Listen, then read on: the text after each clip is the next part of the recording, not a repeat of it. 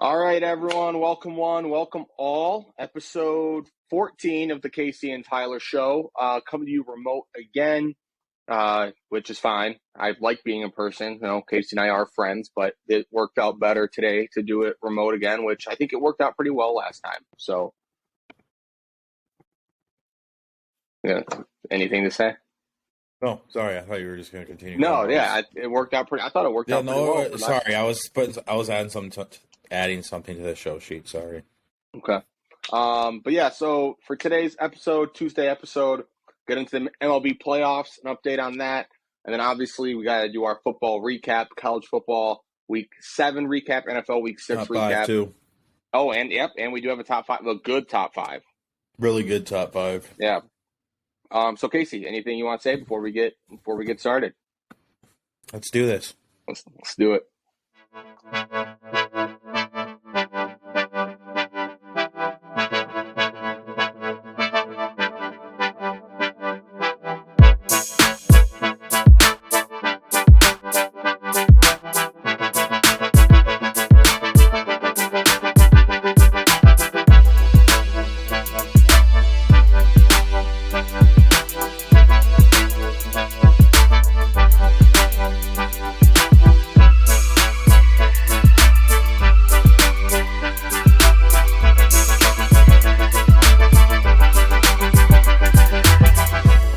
Case, before we get into the meat of our show sheet here, let's do a little weekend recap. How was your trip to South Bend? Oh, it was fun. It was a lot of fun. Game sucked. Notre Dame sucks, but it was a lot of fun. They have this thing called Legends of Notre Dame. It's a restaurant right outside the stadium. So it was. What is it? I'm looking at the thing. It's open bar and buffet. So it sounds like all you can eat, all you can drink, and there's 3 different options. It's tiered, like 3 tiers. Tiered. It's tiered. It's only the time. That's the only thing. So for this weekend against UNLV, it's a 2:30 kickoff. So this is for most likely 2:30 games. From 11 a.m. until 9 p.m., it is $125 a person. Till 9 p.m.? Yes. That's like 12 hours of drinking. Yeah. For $100? $125. Oh, that's... And it says open buffet and open bar. That's badass. Okay, I like that. Then for pregame, from 11 a.m. until kickoff, it is $100 a person. So you would basically be able to eat and drink before the game for $100. Yeah. You're good. Wow. Yeah. Wow. So you didn't know about this until you got down there, right? Yeah, no, because we knew about the place. So we just thought, oh, it's a bar. We'll just walk right in. We got there. He says, $100 a person. We're like, okay, nope, fuck that, because I'm not going to pay $100 a person if we don't know what we're getting into. Right. I was going to say, because when you mentioned it to me, I was like, oh, this feels like something that, like, in the future, you and your dad or whoever you he looked it up. On Sunday, he taught when I went over there for dinner. He was like, "Yeah, we're definitely doing this," and he told me about this. And I was like, "Yeah." And then the third option is post game, so from fourth quarter until 9 p.m., $55 a person. I would do that, especially against UNLV, because they're going to probably be up anyway.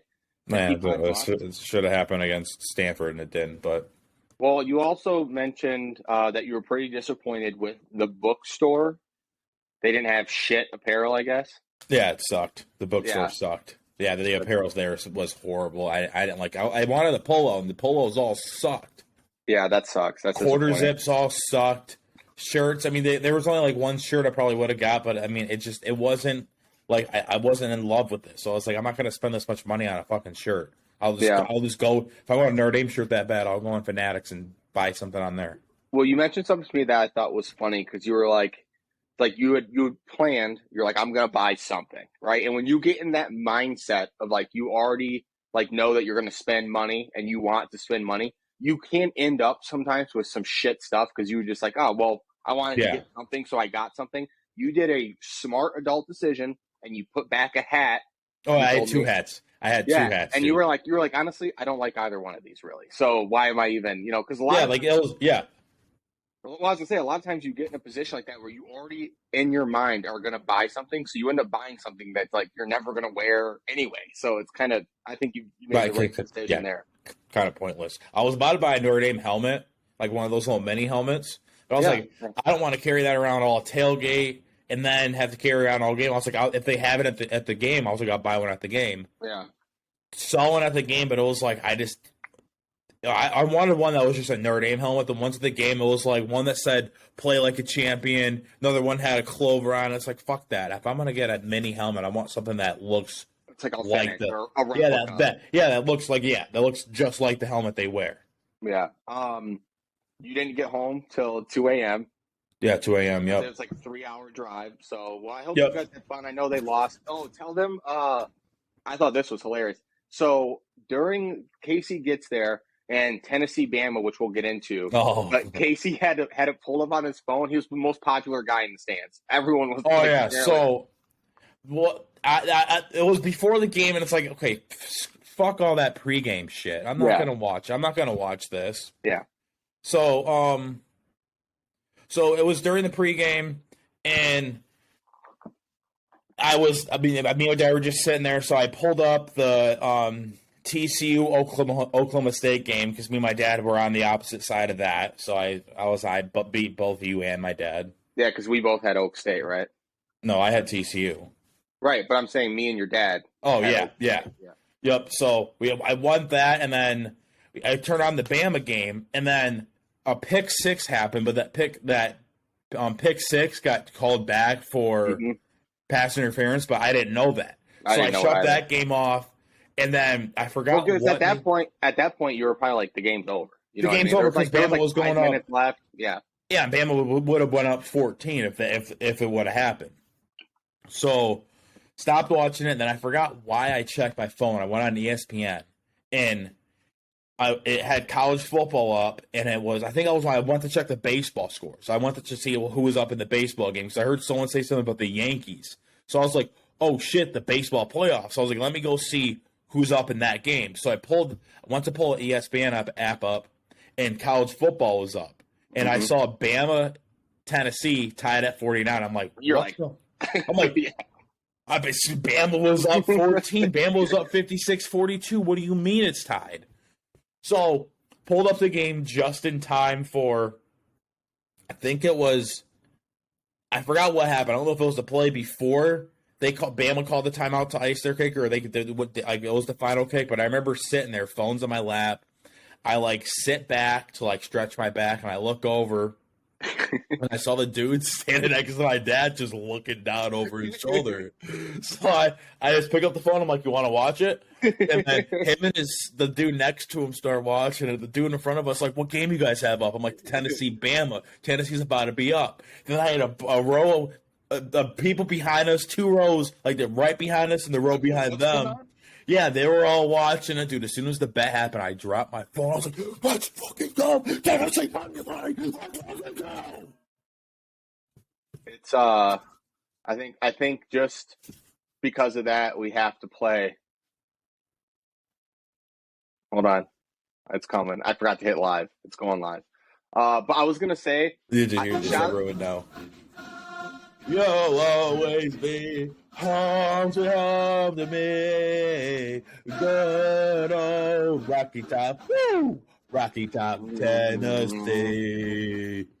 yeah, I was gonna say shout out to YouTube TV. That's why I love having YouTube TV, because you don't need like the ESPN Plus subscription or anything. You can pull up wherever you're at. That's why and I know we're not sponsored by YouTube TV, but I love them for that reason, because otherwise, like if you have Xfinity, you have to like get into your Xfinity app, then you have to do all this stuff. YouTube, it's all there, so that's cool. I thought that was a hilarious when you told me about that. I was like, yeah, because I've been in situations like that where like I'm at a bar and they might not have the game up on the TV, and it's like I'm not going to ask the bartender's busy Yeah. or whatever. So I'll pull up my phone, and next thing you know, I got a crowd around me, and I'm like, "Oh, what's up, guys?" And they're like, "Sorry, just got to see the end of the game or whatever." So it happened that one time after I was at your house, and I left to go to Aubrey's for the Michigan game. We talked about it on the pod, and they didn't have Big Ten Network.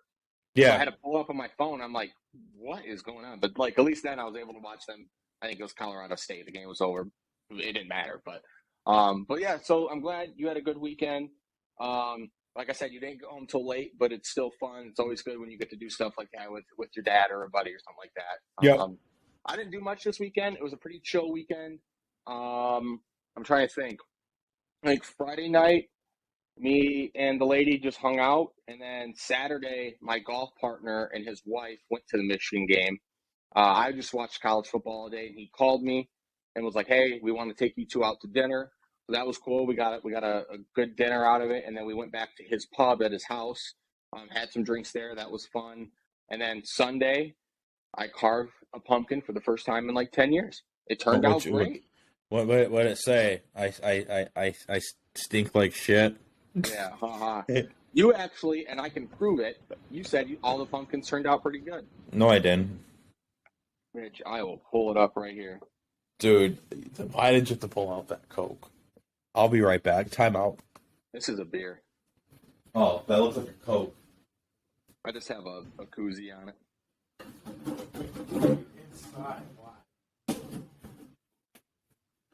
That's a good point. I don't know why I grabbed a koozie. I did it last You made me think you were drinking a fucking Coke, dude. Now I got me. I used the koozie too. I think it's because I didn't want people to see that I'm drinking Miller Lite.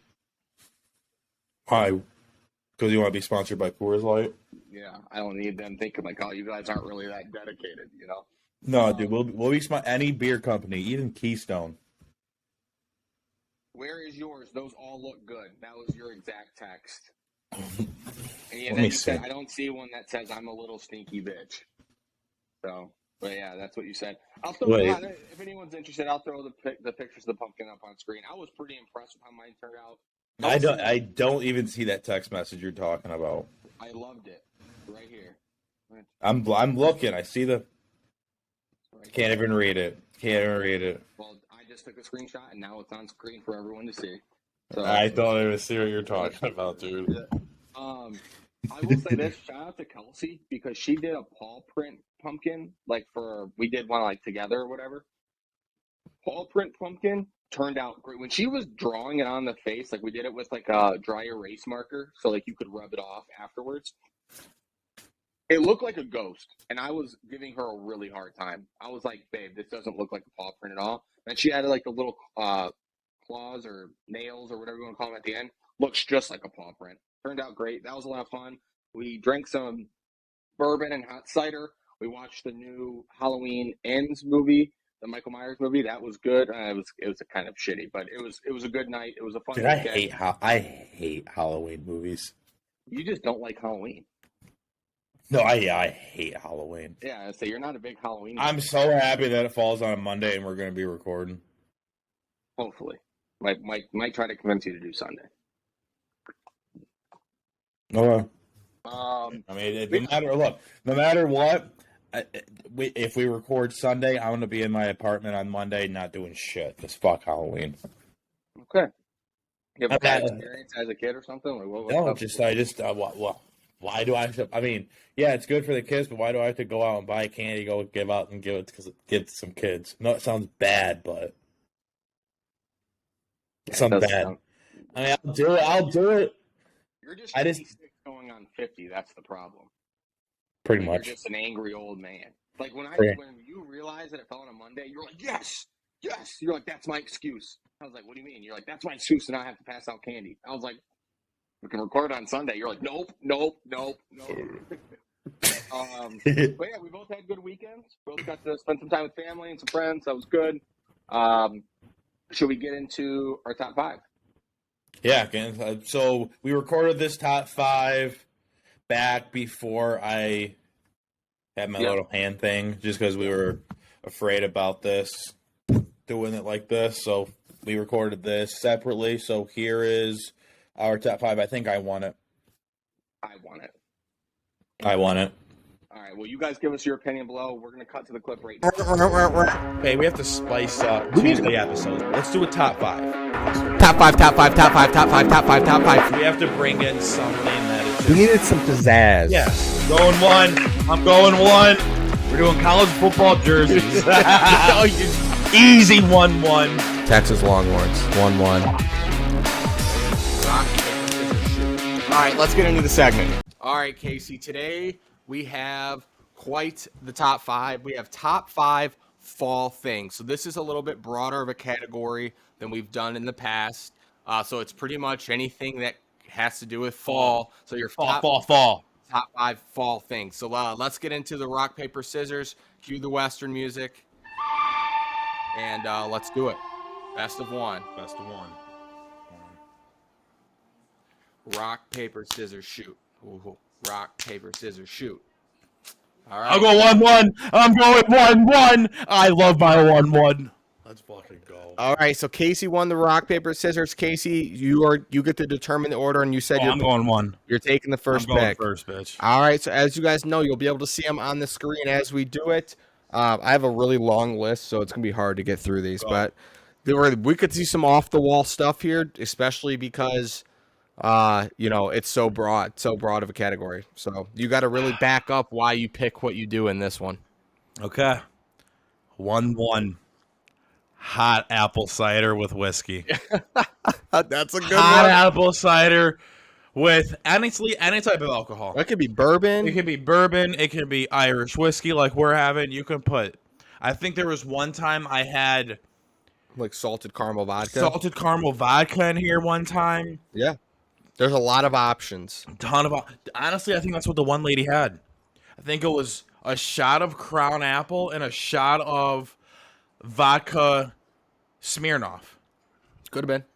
or caramel Smirnoff. Yeah, salted caramel or whatever it is. Yeah. Yeah, it could have been. Yeah, that's some good stuff. I think you're right. I think it's that caramel Smirnoff, the salted caramel Smirnoff. Yeah. Yeah, that was where we had that at a golf course.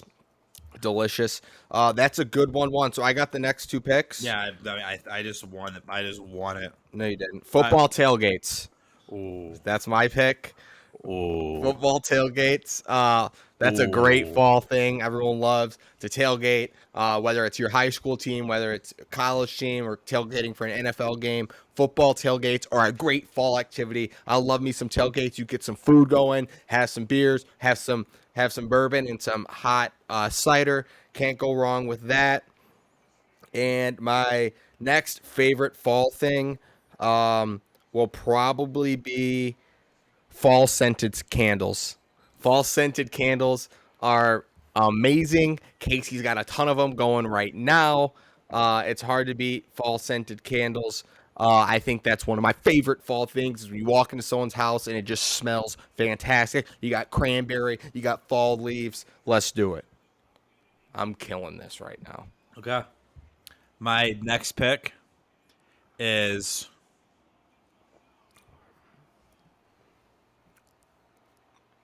chili. Chili's a good one. I love chili. Chili's a good one, dude. This is chili time of season. You're sitting there watching football, eating a bowl of fucking chili. Yeah. Having yourself a day, drinking hot apple cider and whiskey, having a bowl of chili, watching football on a Saturday and Sunday. Great way to spend your weekends. Chili is my second pick. Yeah. That's a good one. I have chili on my list as well. I had like a broad like chili, whether it's cooking chili, eating chili, Yup. having a chili cook-off. Yup. So, yeah. Okay, my next one. Screw it. I'm going with food. After chili, have a nice little piece of apple pie.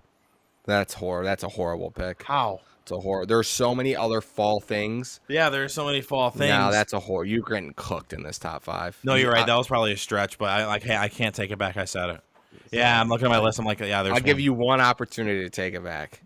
Okay, I'll take it back. Take it. Changing leaves, changing colors. That's a good one. Leaves changing colors. I love leaves changing. That's an love iconic, the leaves changing colors, especially in Michigan. We live in Michigan. yeah. The one thing that I really want to do is, so I heard in Michigan that if you really want to see like true fall colors, to go up north in the UP, like oh as my soon gosh, as they're done changing, and it's just it's different world. It's up there. different world up there. So you have the, but it's earlier than it is down here.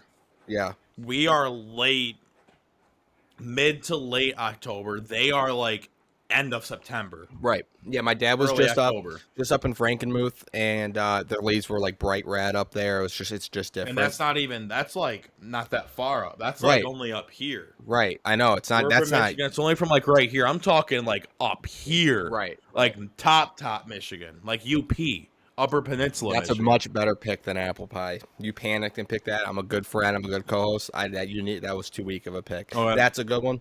My next pick, and I'm gonna combine like these are kind of two combined because we do. This is how we do it. Friendsgiving / getting drunk the night before Thanksgiving. That's a good one. That's a top fall activity. Everyone loves getting together with your friends. A lot of times it's your friends from back home.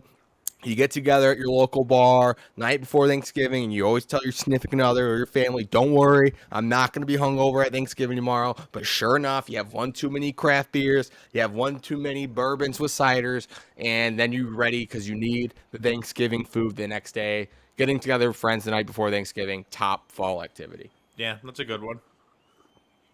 Is this my last pick? No, you're gonna get one more after this. Okay. My next pick. This is tough. There's so many good ones. Adams touchdown. My next one, probably, I'm gonna go with a classic here. Carving pumpkins. Carving pumpkins is a classic fall. Pumpkins. You said carving pumpkins. Pumpkins. Carving pumpkins, classic fall activity. Love carving pumpkins. Get yourself a nice little jack-o'-lantern going. It's just nostalgic. Okay. Yep, that's one. My last two. These two can kind of almost go together, but technically they're two separate things.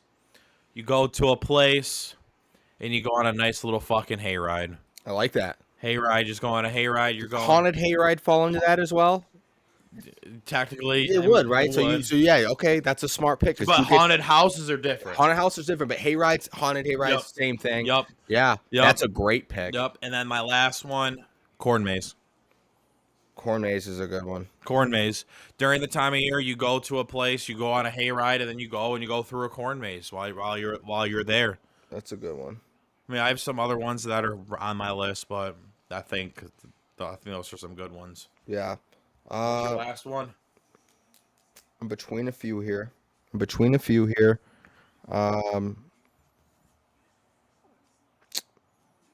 think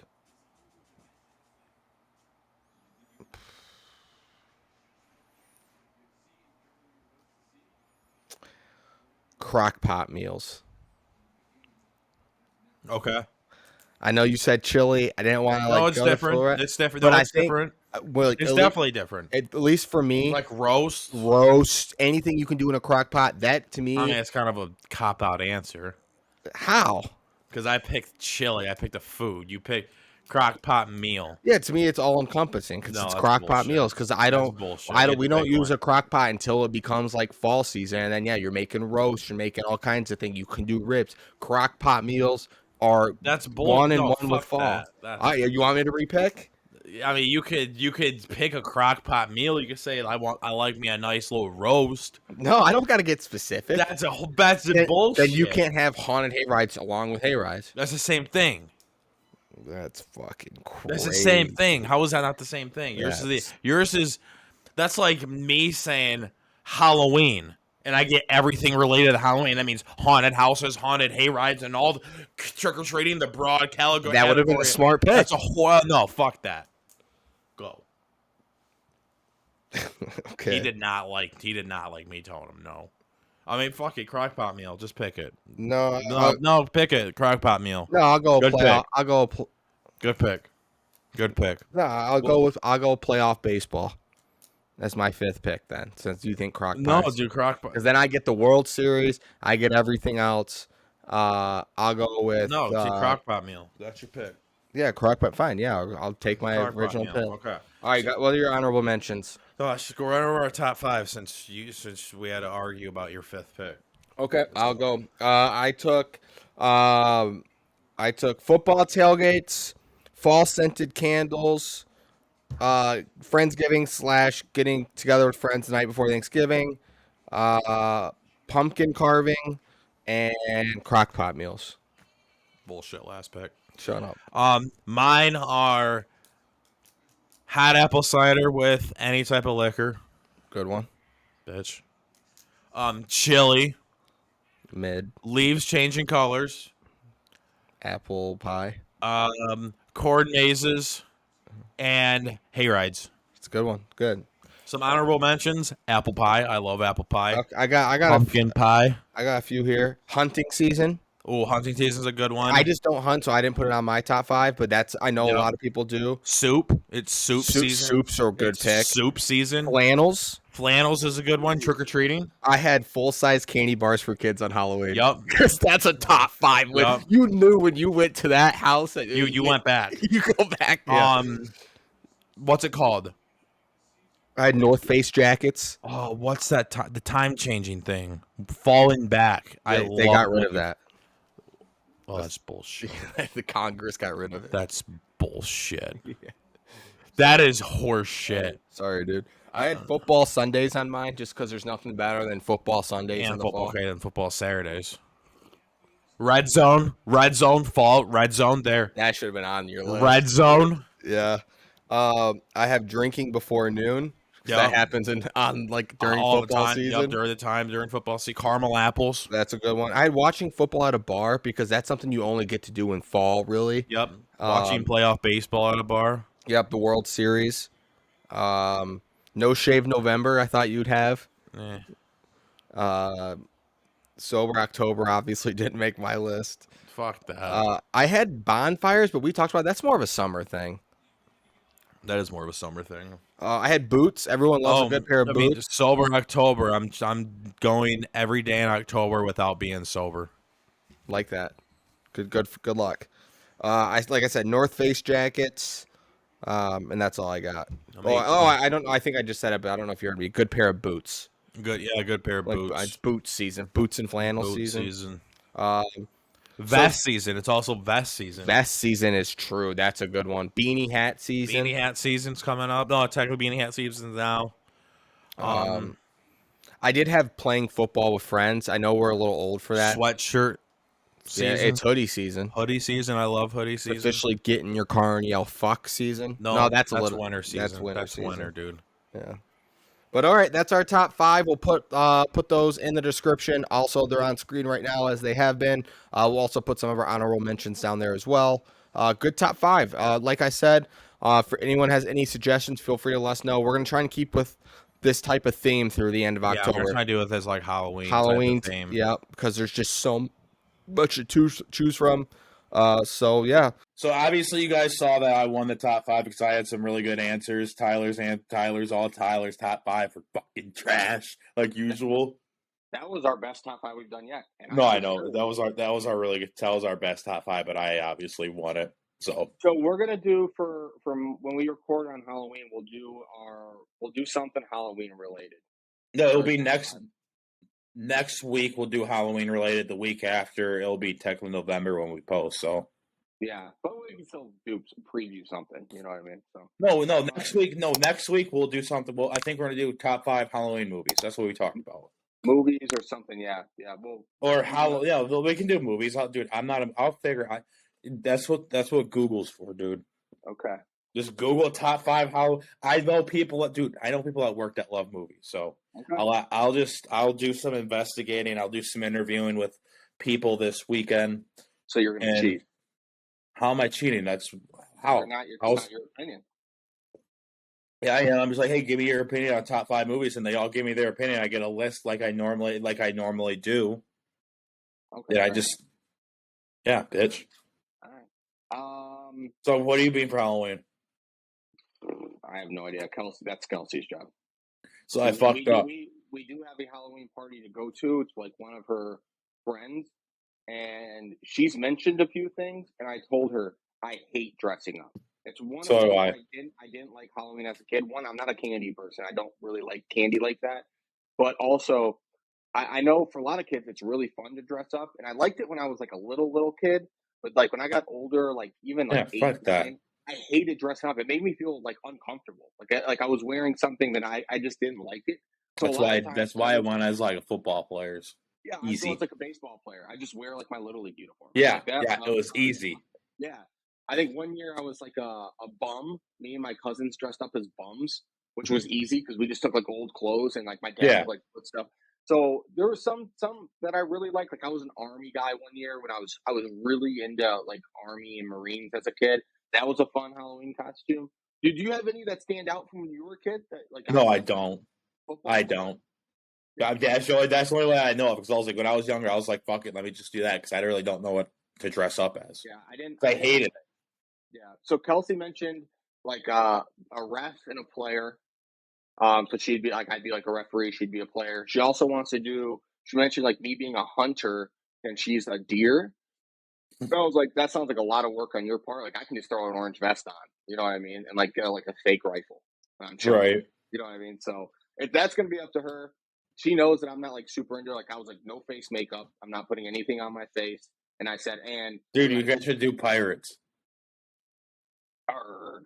Dude, I fucked up, and the guy at work, I was walking by him. He was like, "Hey, come here." He was like, "We need you in our group." He was like, "Fuck you!" Like, we need to go against purchasing. They're not telling us what they're gonna be. He's like, I was like, "Yeah, fuck purchasing." I was like, "Yeah, I'll be a part of your group." He was like, "Okay, we're pirates," and I was like,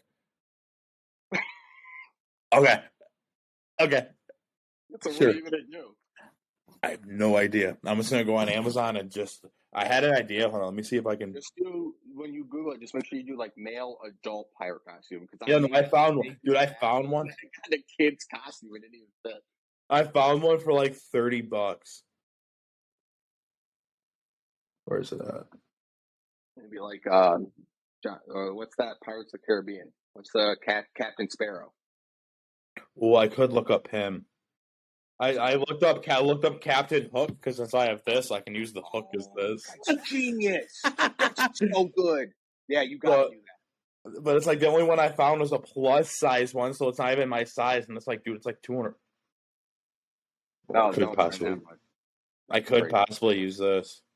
I think the last 3 Halloweens. So since my first year of law school is 2018, I've been the same thing for Halloween. If I've had a party to go to, it's literally I wear black jeans, any type of Nike shoes or any type of athletic shoe, and I just throw on like a referee shirt, and I have a whistle, and it's so easy. It's so easy because dude, like, that's easy as shit. I'm still like dressed up like how I normally would dress, and all I do is throw on a ref shirt. That's so easy. I remember like I was thinking about putting on like being a parlay. That just have like a but bunch. No one knows what it means though. So yeah. Unless like people know what it means, unless I'm going to a party with a bunch of my buddies, and yeah, I might do that. Just get like a shirt and literally just put like teams from that week and be like, "Hey, here's my parlay of the weekend," and just have like literally a parlay of the week. Just have like a betting slip on me. Yeah, that'd be easy. I mean, honestly, you can buy one of these things where you can print it off and you can iron it onto your shirt, and then it would just like my mom. Oh, you could do like an actual betting slip. Yeah, because like it's a really screenshot. Easy. Yeah, it's real easy to do. Right. I would just print it at work where you have like a good color printer, and then you just print it on this certain type of paper that you buy, and then you just iron it on. And it works great. And I mean, honestly, who cares if you're just wearing it for one day? You know what I mean? So right. But I remember I got a lot of. We got down deep into the Halloween rabbit hole here, but I'm fine with it. So I got so much shit, and everyone was calling me a cop out because I wore that ref shirt to first law school Halloween party. Next year, I did the exact same thing, and people were like, "You're so lame." I was like, "It's easy." I was like, one, I wouldn't even be here if it wasn't an open bar, and two, I'm probably only going to be here for an hour anyway. You know what I mean? So I'm not going to go all out because I had friends that like wanted to do like a group thing. I'm like, that's just a lot of work. I'm not spending $200 on a fucking day.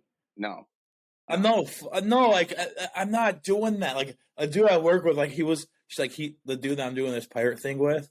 I was like, so what are you doing? He pulled up his Amazon thing, and he literally, like, it's gonna be probably a $300 outfit. Like he has boots. Is there like a prize? I think you get like a $25 gift card to a gas station. Well, if you're competitive, then like you gotta go all. Fuck that, dude. But But yeah, I should have said no. I should have said no. That's what I should have did. I should have said no. If he caught But you, I don't know how to say no. Yeah, I mean, you already committed, so I said yes. So now I have to spend money on a stupid fucking costume that I'm going to wear once. Just if you're gonna do it, you got to full commit. You know what I mean? So like really, really lean into the role. You know, you might have to watch Pirates of the Caribbean before, so you're like, I've never seen any of those movies. Or good movies. You would like them, but you can get some of the terminology now. You can get, so you can, lady. I almost said there's a snake in my boot, but that's like Toy Story. I don't know why I went that route, but yeah. So I have to figure it out, and it's gonna be tough because I can't. I can only wear certain pants right now. I found that out today. Found that out the hard way today. Can't do your buttons. No, I can, but dude, fuck. How long did it take you to get dressed? 15 minutes extra. Jesus. Just for my pants, just because do it. So it took me a minute, and I finally just said fuck it and did it. And then what I did was I put them on, and I was like, okay, well, now let me see if I can take them off. So I took them off, and then I was like, okay, that was a lot of strain on my wrist, like a lot. I was like, yeah, fuck that. I'm not doing that tomorrow. Yeah, I get that. Well, you got joggers, so just wear those. Yeah, I know. That's what I'm gonna wear. Yeah, but that's what I mean. It's just I'm limited on shit I can wear, and this is bulky as shit. So I mean, I'm really limited. Yeah. Well, we'll see. We'll see how it goes. I mean, I'm not posting pictures or anything. Yeah, I might. We'll see. If I win first place at work, good. We'll have to at least update the listeners. Like Casey looked good in his costume. You know what I mean? So right. But yeah, we'll keep you guys posted. Obviously, on when we do our recap show, next week or whatever it is, we'll give you guys all a recap on our Halloween plans and how it all went or whatever. So, should we get into the MLB playoffs? Yes.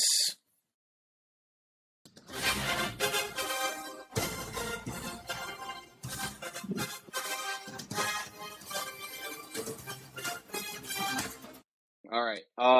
That's the only thing that sucks about what I should do for that MLB song is clip it and fade it out so it doesn't like hard stop like that because it's like 56 seconds long. I'm not going to play the whole thing. You know what I mean? Oh, we should. No, we should. So we should. Right, let's do it again. Let's play it. No, let's do it again and play all 56 seconds. No way. Yeah, we'll just go crazy, dude. Baseball, dude. Fucking baseball. We're talking baseball. We're talking fucking playoff baseball, baby. Playoff baseball. Let's go, Phillies. Let's go, Phillies. Phillies are winning it all. Fuck everyone else. Let's go, Phillies. Let's go, fucking Phillies. We're a Phillies podcast. We are officially a Phillies podcast. Let's go, Phillies.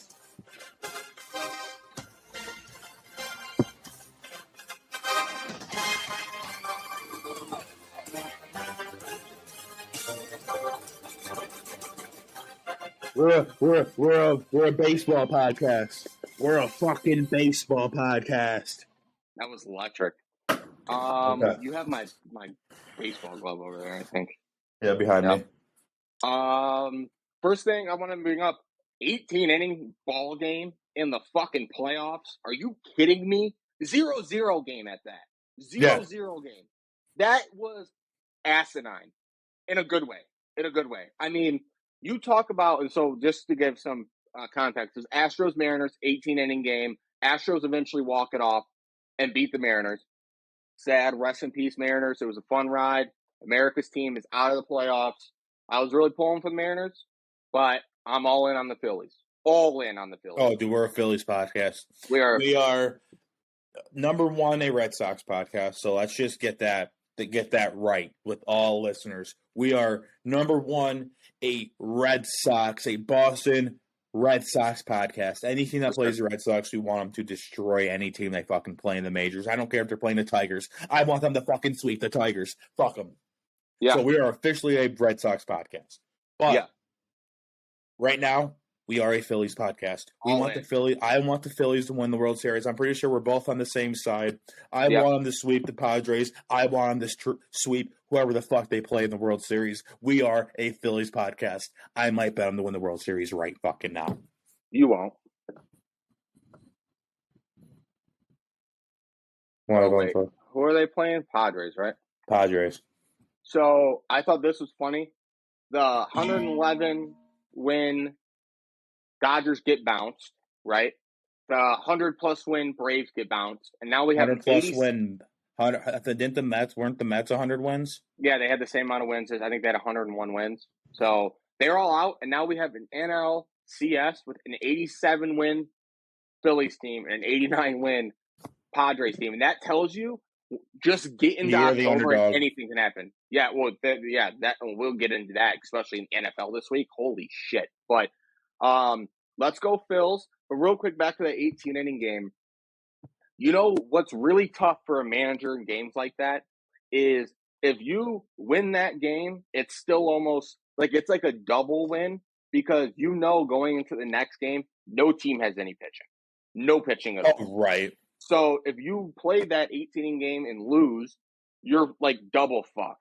Not only did you lose, but like you have no one to pitch the following game. I think at one point the last pitcher available in Seattle's bullpen was Robbie Ray, and he was supposed to pitch the next game.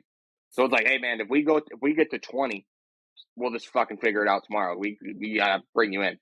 Yordan Alvarez, what the hell? This dude is like the big poppy Who for the won it Astros. for him? Who won? Because I was at the game when that game was going on. I think it was him. I think he Was hit the it? walk-off. I'm pretty sure. Yeah.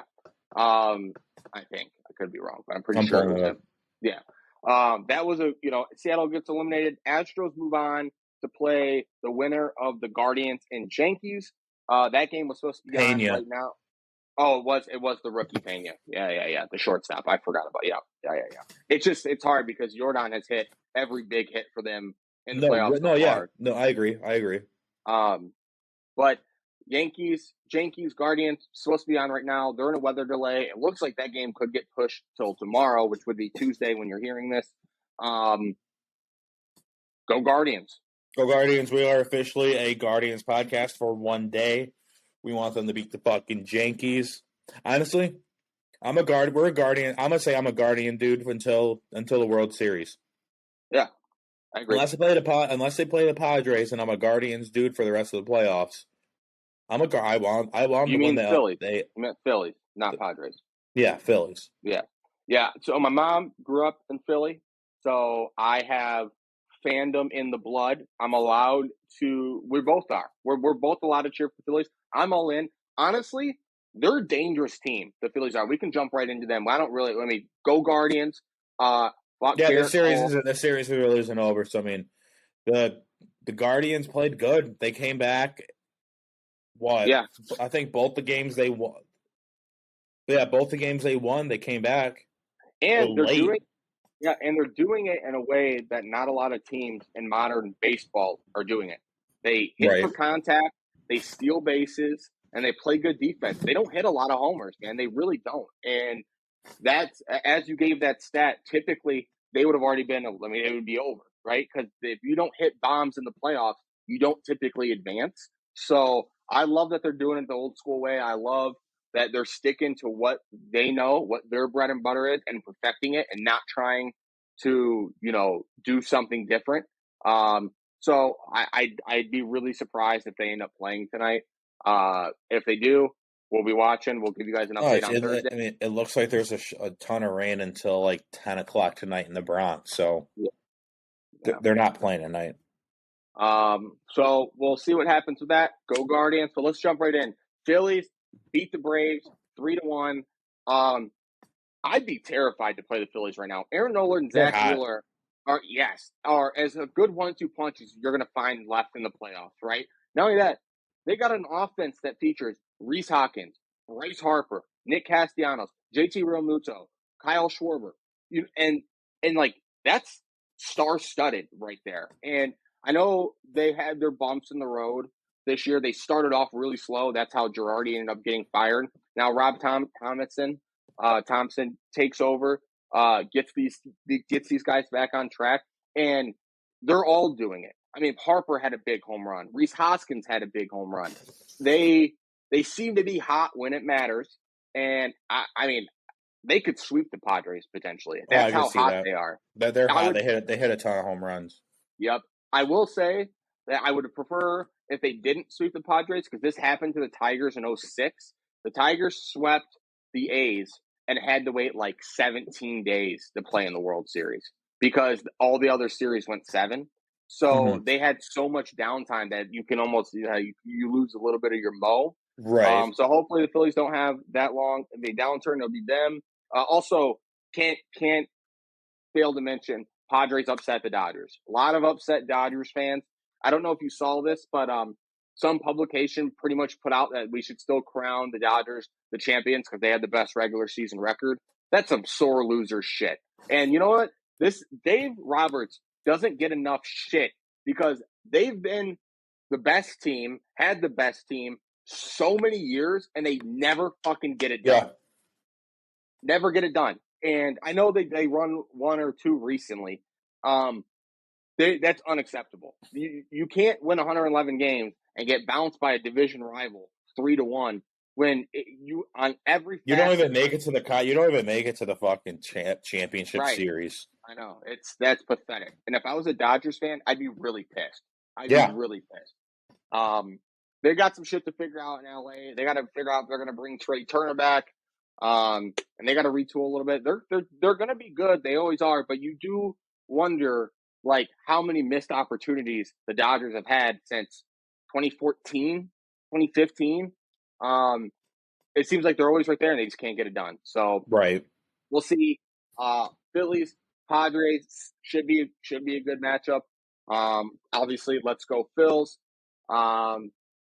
I don't know, man. I'll be watching. That's all I know. Playoff baseball is electric. Yeah. No, I love playoff baseball. So, Astros waiting for the winner of Guardians. I mean, Astros look really good, man. Whoever they draw, that's going to be a hell of a series too. No, I agree. I think the Guardians, have the longest World Series drought left. They haven't won in like over 60 years. Who, the Guardians? Yeah, they're the longest active in baseball. I'm pretty sure.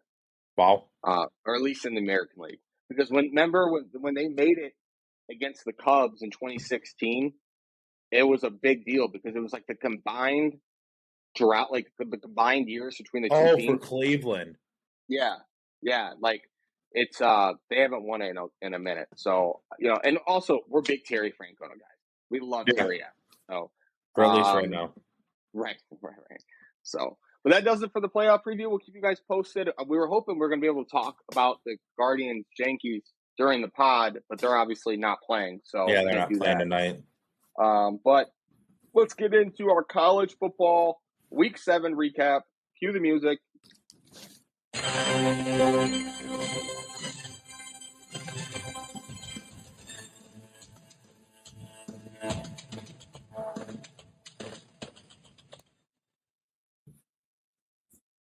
Talking ball.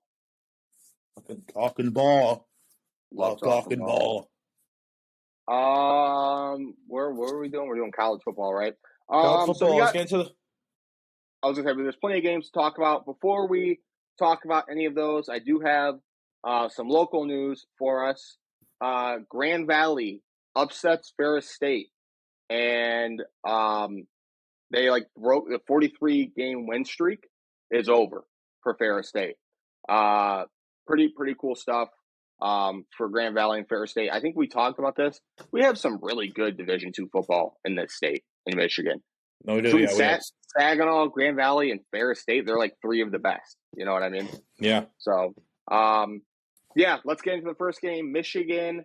Number 10, Penn State, heading to Ann Arbor to play number 5, Michigan. Michigan wins 41-17, and Michigan is the real fucking deal, folks. Yeah, they're good. They're good. They look good. Yeah, first half looked looked like the under was going to hit. And then Michigan made a great second half adjustment and kicked the shit out of Penn State in the second half. I think Michigan had over 400 yards on the ground. Penn State coming into the game was like a top 5 rush defense. That didn't fucking matter. Blake Corum is legit. Diamond Edwards played outstanding. Very, very, very big win for Michigan, in my opinion. I think Michigan or Ohio State's going to win the national title. You think so? Yeah. I think we Tennessee gotta, is. We got to wait and see what happens with Tennessee, Georgia. But Georgia hasn't looked good. Bama's not the same team. We saw that, obviously. We'll get into that game. Michigan looked damn good. Penn State led at halftime, I think, 16-14. Or was a 2-point game at half. But if you looked at all the statistics, Michigan led in everything. It was like the most lopsided on paper. You would think Michigan was up 30-0. Just a few shoot yourself in the foot moments for Michigan in that first half. Penn State and Michigan got into it in the tunnel, and that's about the last fight Penn State had in them because Michigan came out and steamrolled them in the second half. Right. As convincing of a win as you can have for Jim Harbaugh and the Michigan Wolverines. They look real good. This was the game everyone had circled. This is the prove-it game for Michigan. Haven't really played anyone before that, and they showed up and they showed out. They looked outstanding. Excited. They got a bye week, and then they got to lock it back in because Sparty's coming to town. And although Michigan State night game 7:30 kick, although Michigan State hasn't had the season that everyone thought they were going to have, they always play Michigan tough. Mel Tucker is undefeated against Michigan in his career at Michigan State. So they need to lock it in versus State. You cannot drop with this one. This game should be over at halftime. It really should. So Michigan just needs to keep rolling. Talk about Jesus Christ, dude. Is Michigan State that far inside your head? Are you that scared about them? They get to talk about them 2 weeks before the game. Are you that fucking scared? No, I'm just. Are you that scared, dude? I'm well aware. Are you that scared of Michigan State? And Mel Tucker coming in Ann Arbor for a night game and beating them? No. I'm just saying that there are. You know, 2015, the trouble in the snap game? Michigan was this exact same situation. Michigan should kick the shit out of them. Michigan State was a bad team. Michigan State kept it close, and they won based on that. And that was Jim Harbaugh's first or second year. So we'll see. We'll see what happens on Saturday night in Ann Arbor.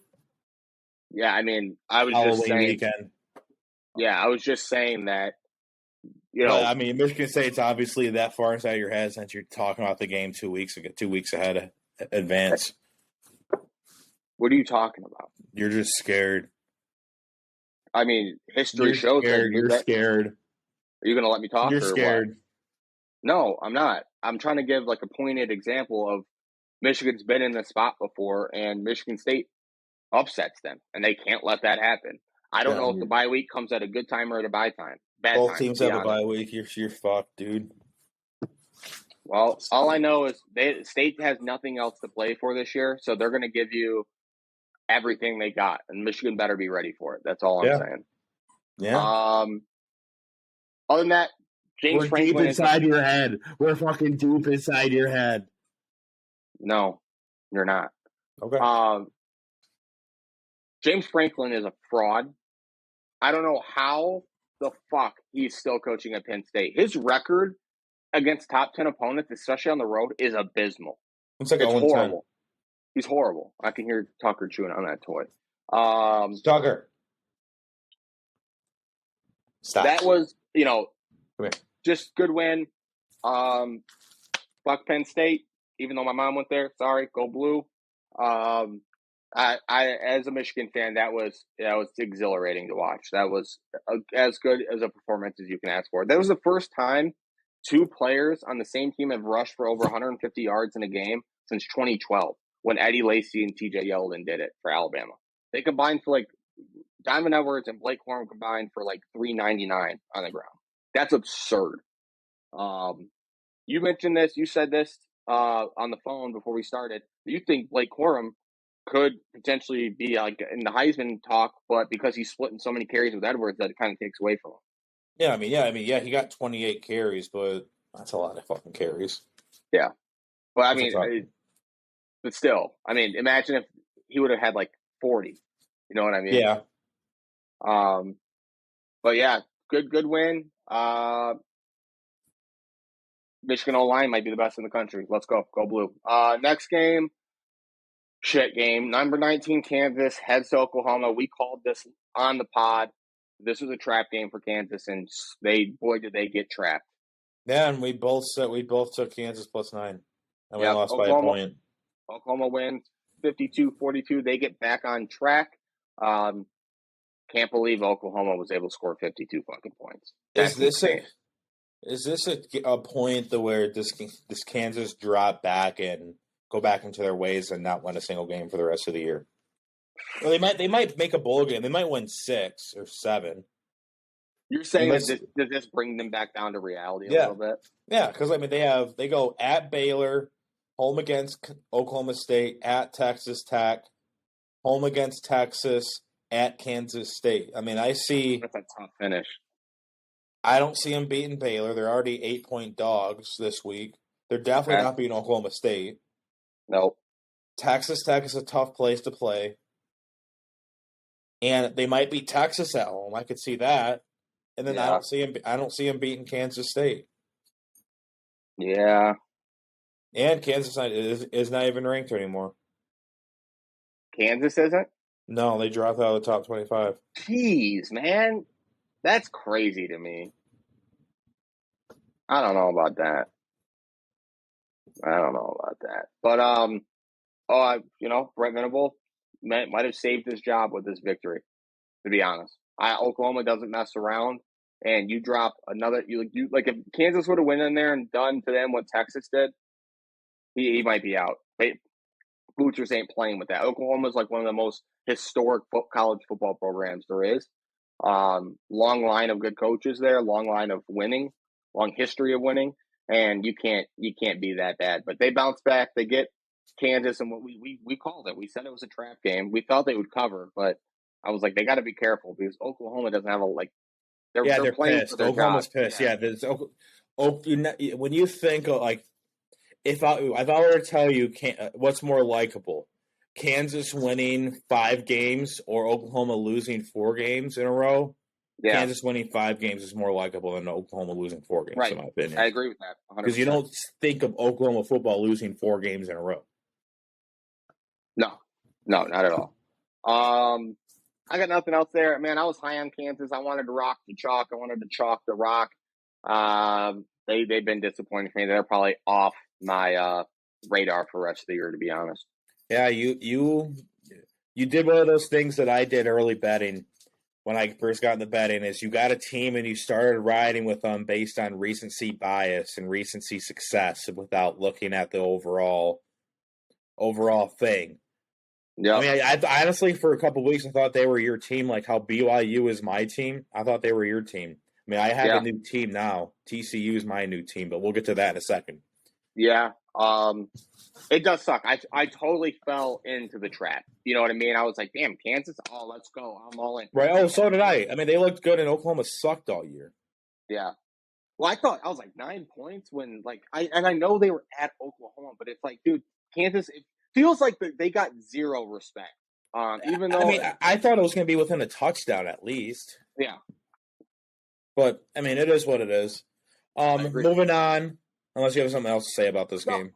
Oh, we're good. An instant classic. Number 3, Bama heads to number 6, Tennessee. What? You don't think this is an instant classic? You said it. You literally said it was. I thought I swapped games. I didn't know we were talking about Alabama, Tennessee. I thought you thought we were talking. Oh, yeah, okay. I was like, take it easy. But yeah, you're right. Sorry. Bama, Tennessee, instant classic.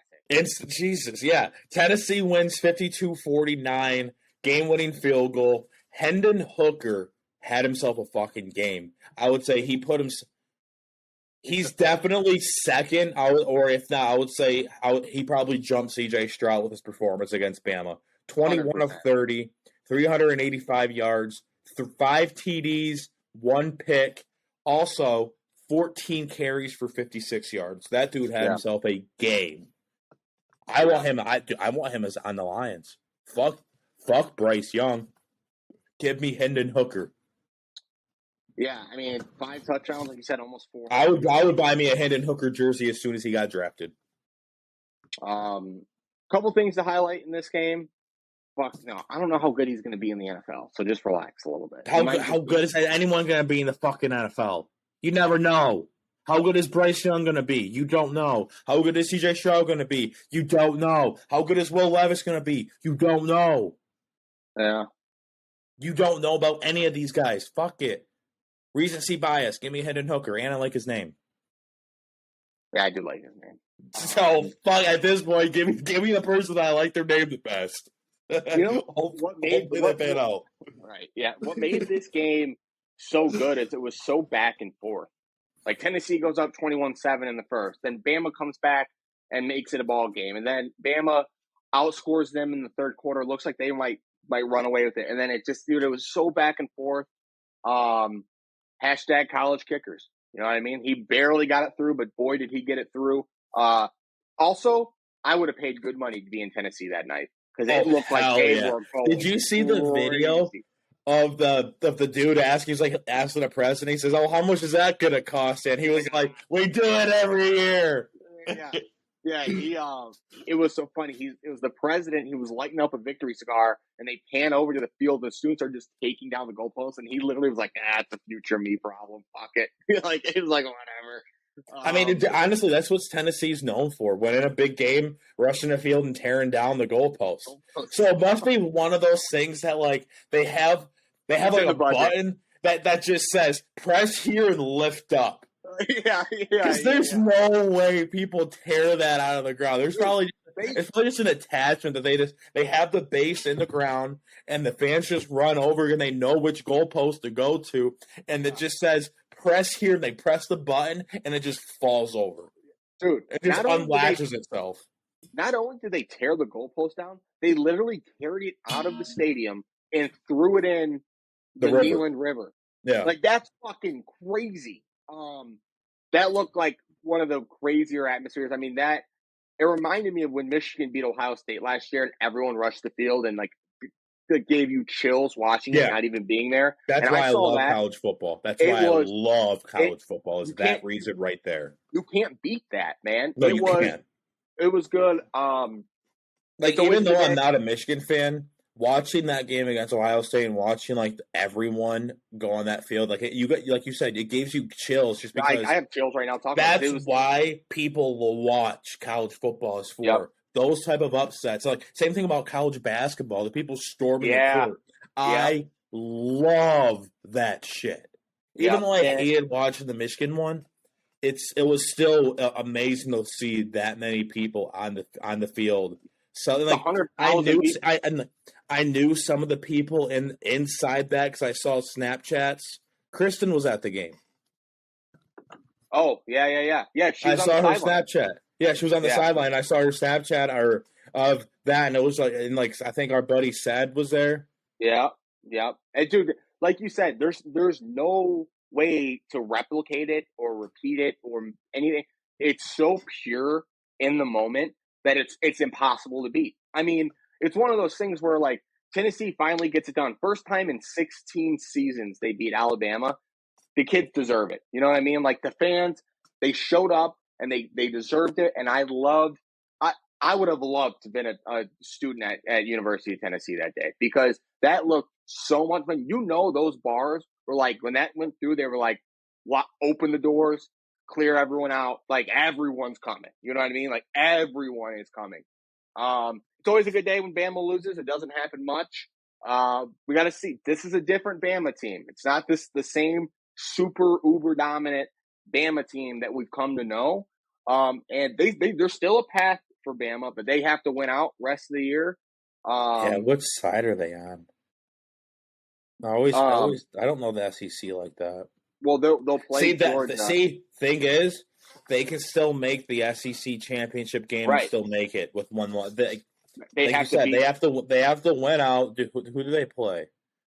They have Mississippi State next week. They have a favorable schedule. I mean, they go home against Mississippi State, home against LSU, at Ole Miss. That'll be a good game. Dude, they already have that spread up against Ole Miss. What is it? 11.5 Bama. That's too much. Lane Kiffin's going to come for that ass. It's going to be too much, and then they play a shit team, then they play Auburn. I'd say Ole Miss is their biggest concern. I agree, but it's one of those things. It's they might have a revenge game against Tennessee, depending on what happens with that Tennessee-Georgia game. Yeah, so But Tennessee has a tough stretch. Yeah, they go UT Martin this week. Okay, woohoo. Then they go home against Kentucky, at Georgia. Yeah. And then 3 cakes. Yeah. How's Georgia's schedule? Georgia still has to play. They go Tennessee. They play against Florida. W. That's the biggest cocktail party I heard. You've told me about this. Look it up. It's called the biggest cocktail party. Oh, it's the tailgate is called the biggest cocktail party. My dad tells me about it all the time that he wants to go. So we're gonna have to go one year. Maybe.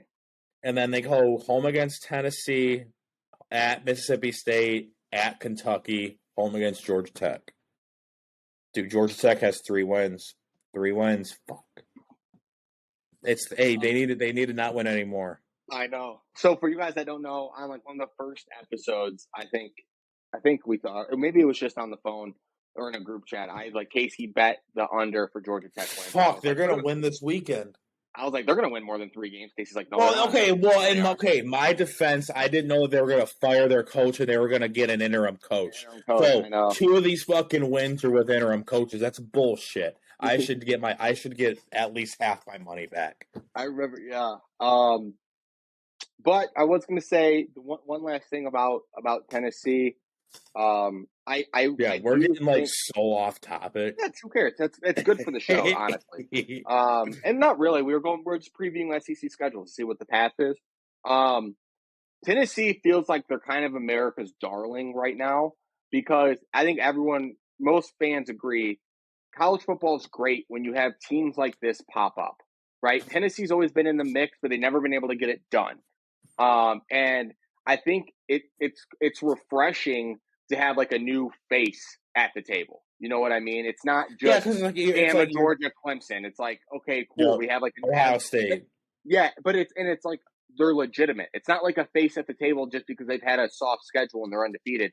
They've had arguably one of the tougher schedules so far.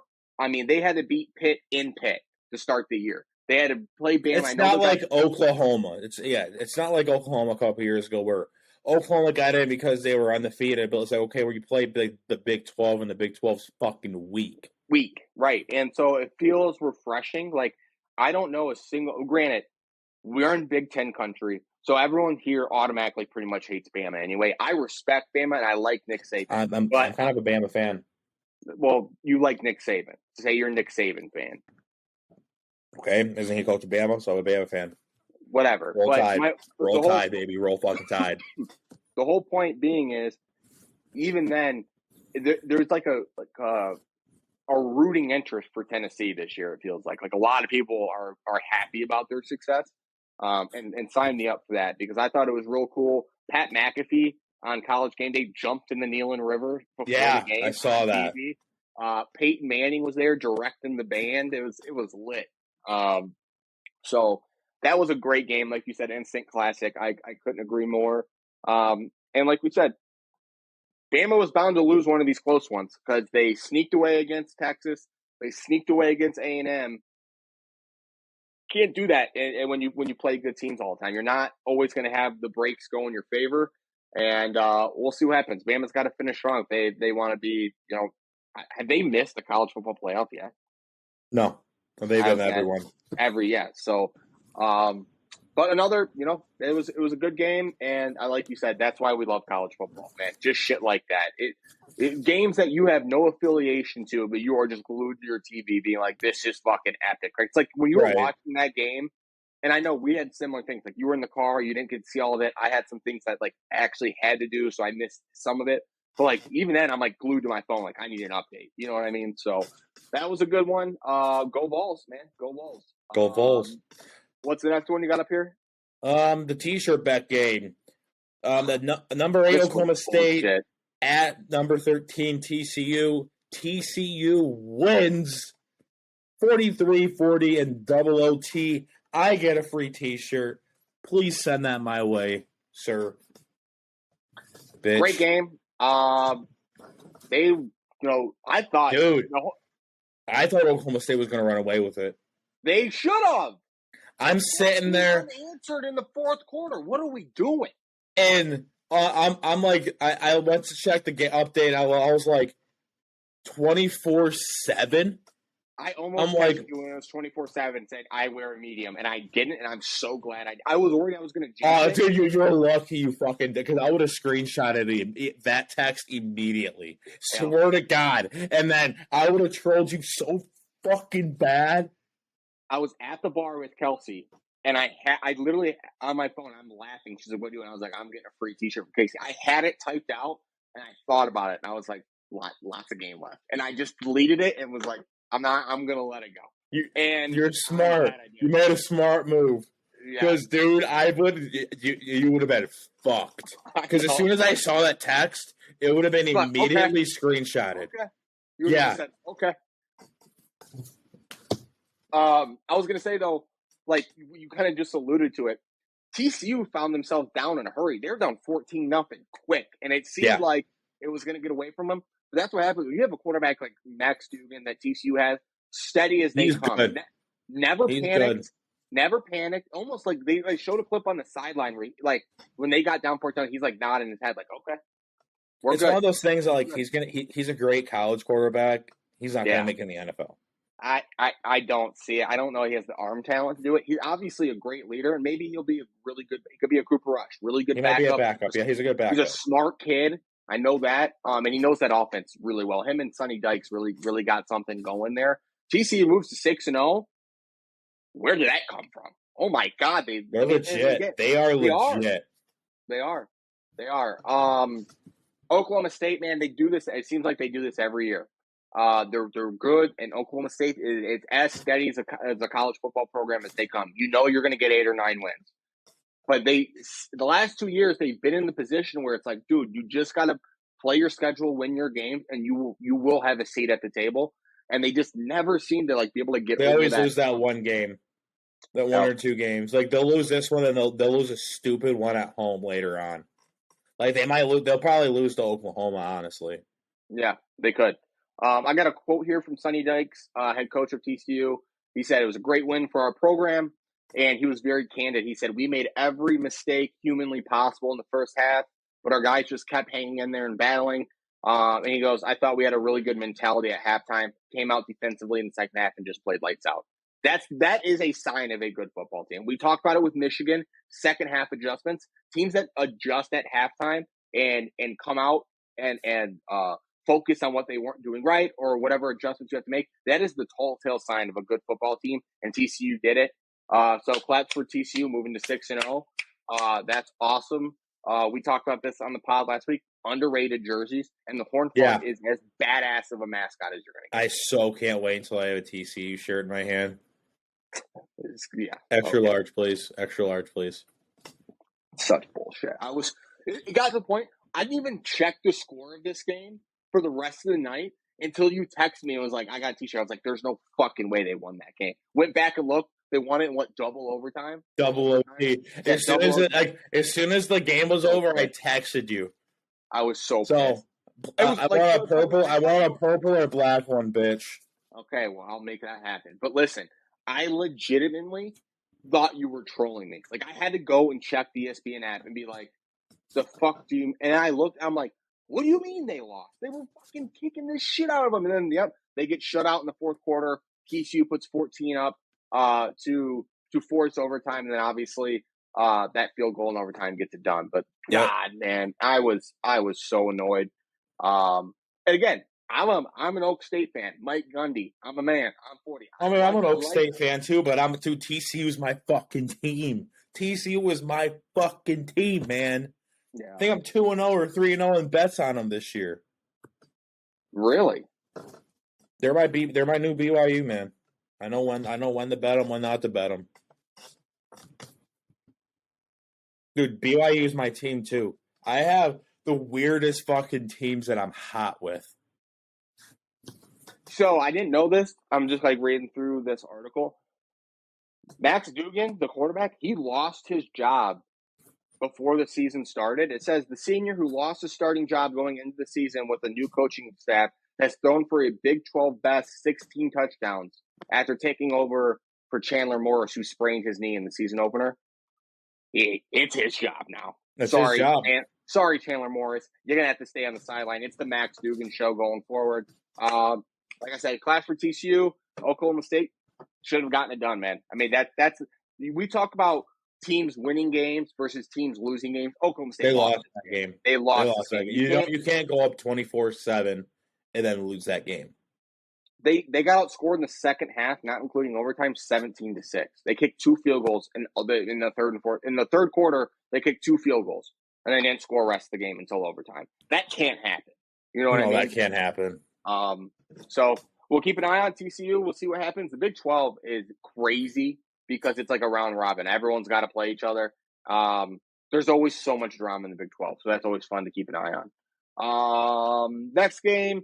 Number 15, NC State, heading to number 18, Syracuse. Defensive battle. Syracuse wins 24-9. You were right. Just I should have taken the under. Yeah, just shows it to you. Tough to play in the dome. So tough to play there. So tough to play in the Carrier Dome. I should have. I knew not to take the over, and I was like, I don't know, man. I think we could see some points here. I couldn't have been more wrong. I mean, NC State has a really good defense, and like. So does Syracuse. Syracuse returned like almost their entire defense last year. Yep, and it was one of those things like when I kind of watched that Syracuse Purdue game, and dude, that game looked that was a bad game to watch. Yeah, it was. So and that game was in Syracuse. So I'm like, if that game ends like that, this game's gonna end almost like that. So Syracuse, I mean, they're keeping churning, making the ACC interesting for sure. Yeah. Does Clemson play them? Who? Syracuse. They should, because I think the ACC is a round robin too. I'm gonna look this up. Clemson schedule, because if that game's at next the Dome, game this weekend, Clemson, Syracuse, and Clemson at any Clemson. I was gonna say if they have that game at home, I would pick Syracuse. 1,000%. Yeah. I mean, honestly. No, Notre Dame's not that good because I was like, this could be a look-ahead spot for Syracuse or for Clemson because they go Clemson. They got Notre Dame next. In Notre Dame. Yeah. I mean, I hope. Man, it'd be. Oh, they have a bye week in between. Never mind. I was gonna say, because they don't play them until November 5th. So, go. What are they? The Syracuse Orange. Yeah, go Orange. Orange. Clemson. Go Orange. Clemson's probably going to win that game. Not much to say about the NC State Syracuse game. I just brought because we talked about it. Top 10 or top 25 matchup. It was good.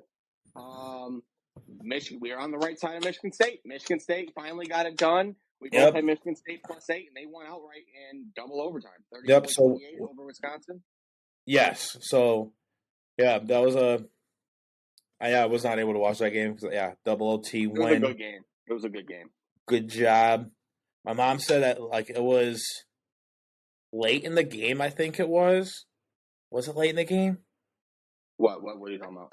I think it was late in the game. They were driving down the field, and they scored a. Never mind.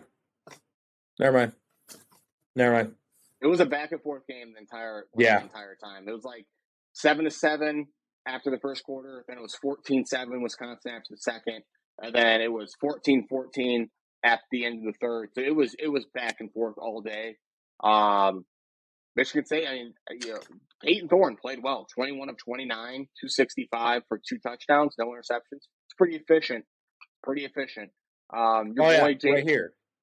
Right here, late in the game. Sorry, when I looked at it, I was looking at the wrong. I got really confused with overtime.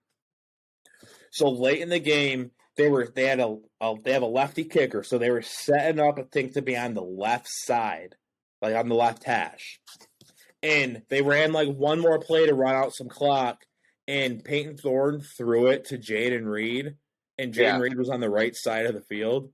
Yeah, so I completely fucked them with their kicker.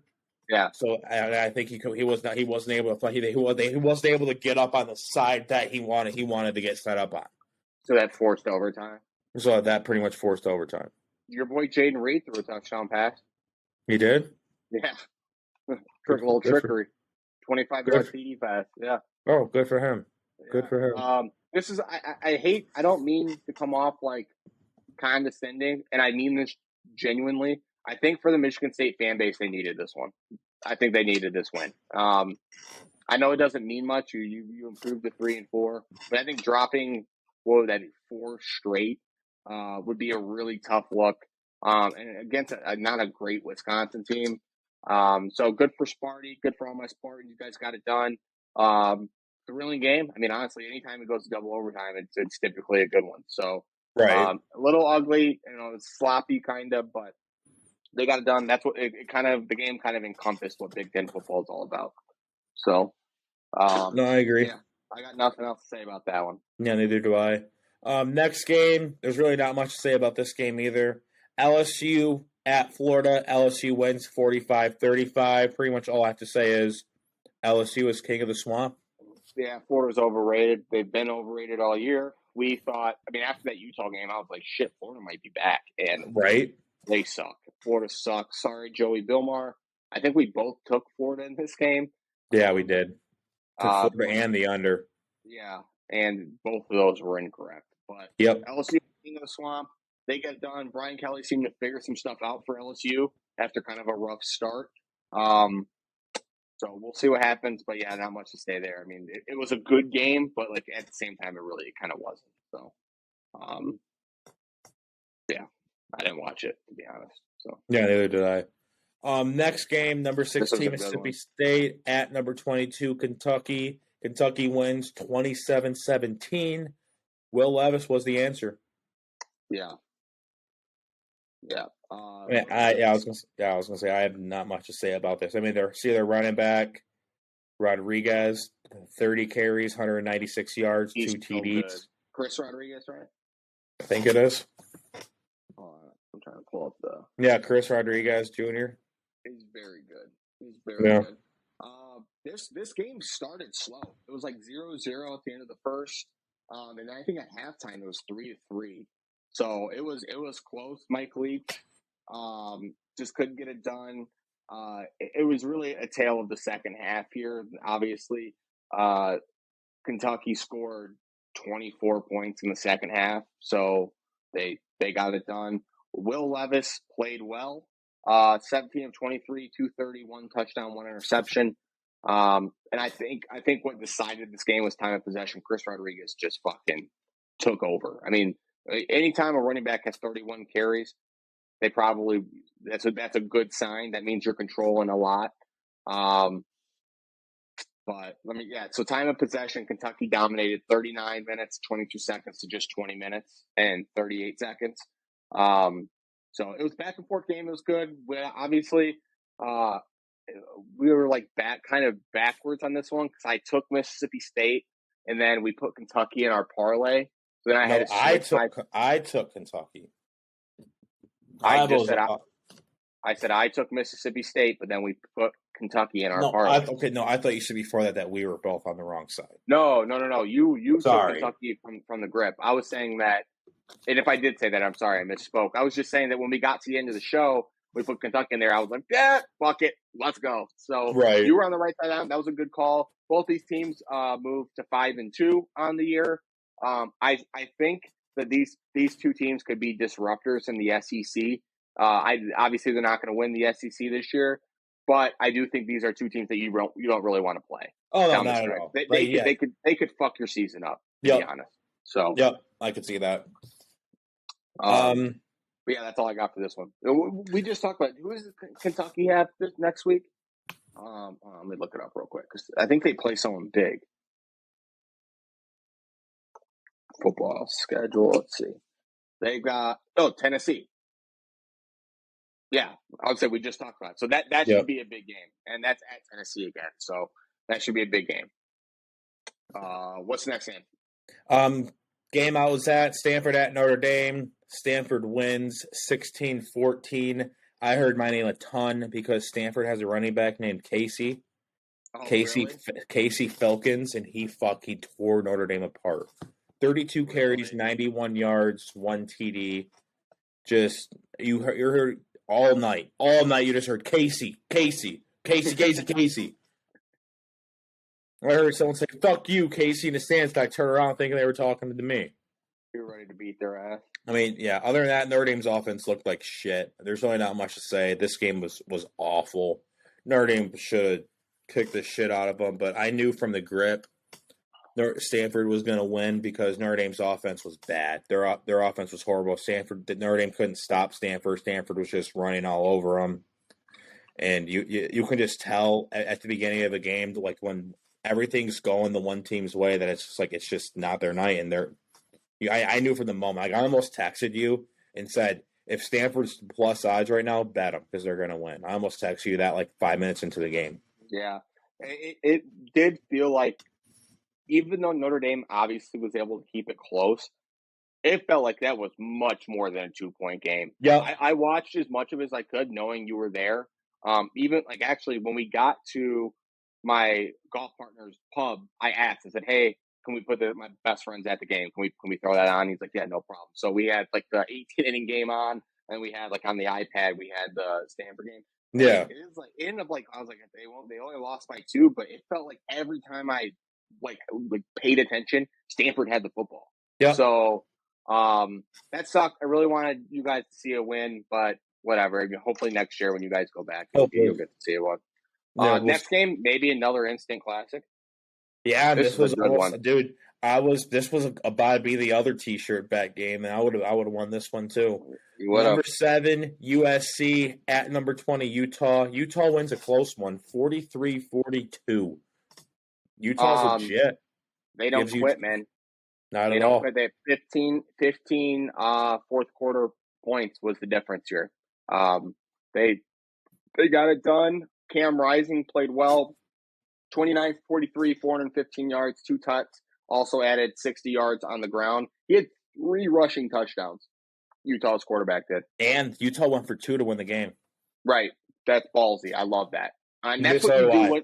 That's what you do when you're at home at a night game. Fuck it. You have all the momentum in the world. Go get it done. That was electric. USC still played well. I'm like not off of USC. I still think they're a good team. Their fucking quarterback, 381 yards, 5 touchdowns. Caleb Williams is legit. But I think you called this perfectly. And I took USC. I know that. But you were like, that's a hard place to play. You're like going to Utah at night and with the helmets, and they are playing for their fallen players or whatever. I was hot this weekend. I'm afraid of this weekend. I'm afraid that I'm going to come back to reality. Come back to earth a little bit. Yeah. This was a good game. I didn't get to watch as much of this game as I would have liked. But I saw like a 4-minute highlight after the fact. I watched it on Twitter. Just back and forth game. I mean, there's it was never lopsided one way. It was a close game the entire game. I think the biggest differential at one was 8 points or 7 points at one point. That was after the first quarter. USC led 14-7. After that, it was just back and forth. Kind of what you would have expected in this game. High scoring, 2 potent offenses. USC drops to 12. And Utah up from 20 to 15. I think Utah's one of those teams like we just talked about with Kentucky and Mississippi. Good, dude. Sorry. Was it the clicking, or did you hear me roll it? I heard you roll it. Sorry, I didn't think. Sorry. Dude, I'm just giving you shit. I don't care. We just talked about this with Kentucky and Mississippi State. That Utah could ruin some people's seasons. And they might have just done it with USC because I don't know if a 1-loss Pac-12 team gets in. I mean, it is the year of craziness. There's so many potential top 10 matchups left to happen this year, and who knows what's going to happen. But that was as good of a game as you're going to get from the night slate, to be honest. I mean, I agree. Was a banger. And I agree. Like you said, big kahunas going for 2 to win the game. Yeah, I agree with that. So let's get into the top 10. So here's the current top 10. 1 Georgia, 2 Ohio State, 3 Tennessee, 4 Michigan, 5 Clemson, 6 Alabama, 7 Ole Miss, 8 TCU, 9 UCLA, 10 Oregon. You agree with that? I think they got it right. after the Michigan win, I was in several group convos and talking with like people. No, I agree. They should have jumped Clemson.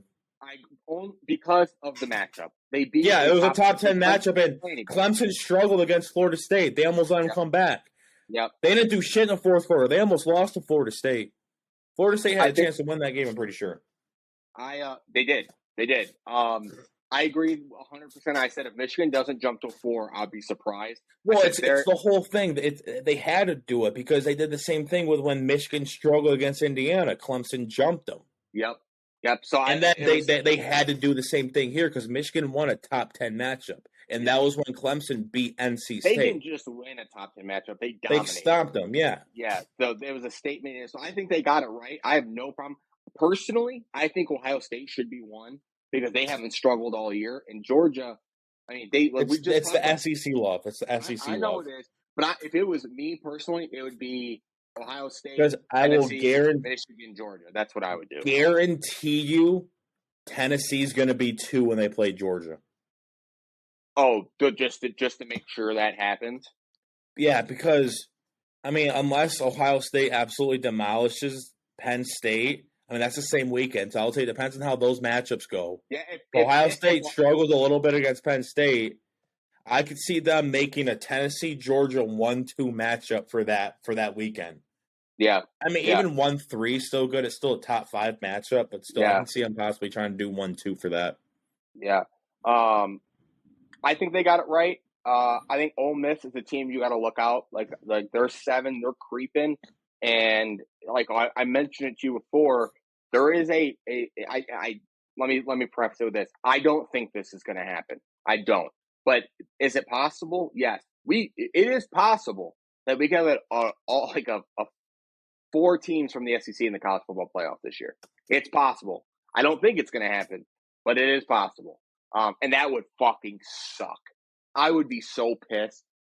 I don't see that happening. I mean, unless like you're going to have Ohio State, like Michigan lose to Michigan State, Ohio State lose to Penn State, and then they lose another loss. One of them having another loss, and then the team that has the 2 losses beating that other team that has that 1 loss. That last game of the year. That'll be the only way. It's like one of those things that like if these 27 things happen in chronological order, you're gonna have 4 SEC teams in the thing. You know what I mean? It's unlikely. Yeah, it's like okay, you have to have Tennessee tie Alabama in the SEC championship game or some stupid shit like that. Yeah. I mean, it was like the one thing, like the Lions in the playoffs. Like, if the Lions can still make the playoffs, if these 88 things happen. Yeah, I was gonna say it'd be like, yeah. It's like, I guess on Twitter, it's like you have to have like 7 ties happen. It's like, okay, come on, dude. I'm more likely to win like an Oscar than Lions make the playoffs this year. So, but yeah, I agree with the top 10. The only thing I would do different is I think Georgia's getting a little bit too much love because they haven't looked great. It's the SEC love. Yeah. Other than that, keep an eye on TCU. They're undefeated, moved up to 8, like you mentioned. They look good, and they've won games like they've won tight ones, right? They bounced back. They've done what they've had to do, and I think that's like a sign of a good football team. We alluded to that earlier. But other than that, I got no problems with the top 10. Yeah, neither do I. Also, shout out to Oregon. Good for Oregon. After getting blown out by Georgia, they kind of steered the shit back where they need to be. They moved back into the top 10. And I think USC Oregon is next. I think USC goes to Eugene next week. I think. Or is it UCLA? Oregon hosts one of those 2 teams next, I'm pretty sure. Oregon hosts UCLA, then they go to Cal, to Colorado, home against Washington, home against Utah, at Oregon State. Okay. So it was UCLA, Oregon. Obviously, one of them is going to be out of the top 10 after that game. So UCLA looks good too. Pac-12 has some interesting teams this year that are kind of fun. So, but I totally agree with that. Let's get into a break real quick before we jump in the NFL. All right, Casey, let's get into NFL Week 6 recap. Cue the music. Why isn't it going? That's so embarrassing. I know why. I have it turned all the way down. That's why. All right, guys. Casey, let's get into our NFL Week 6 recap. Cue the music.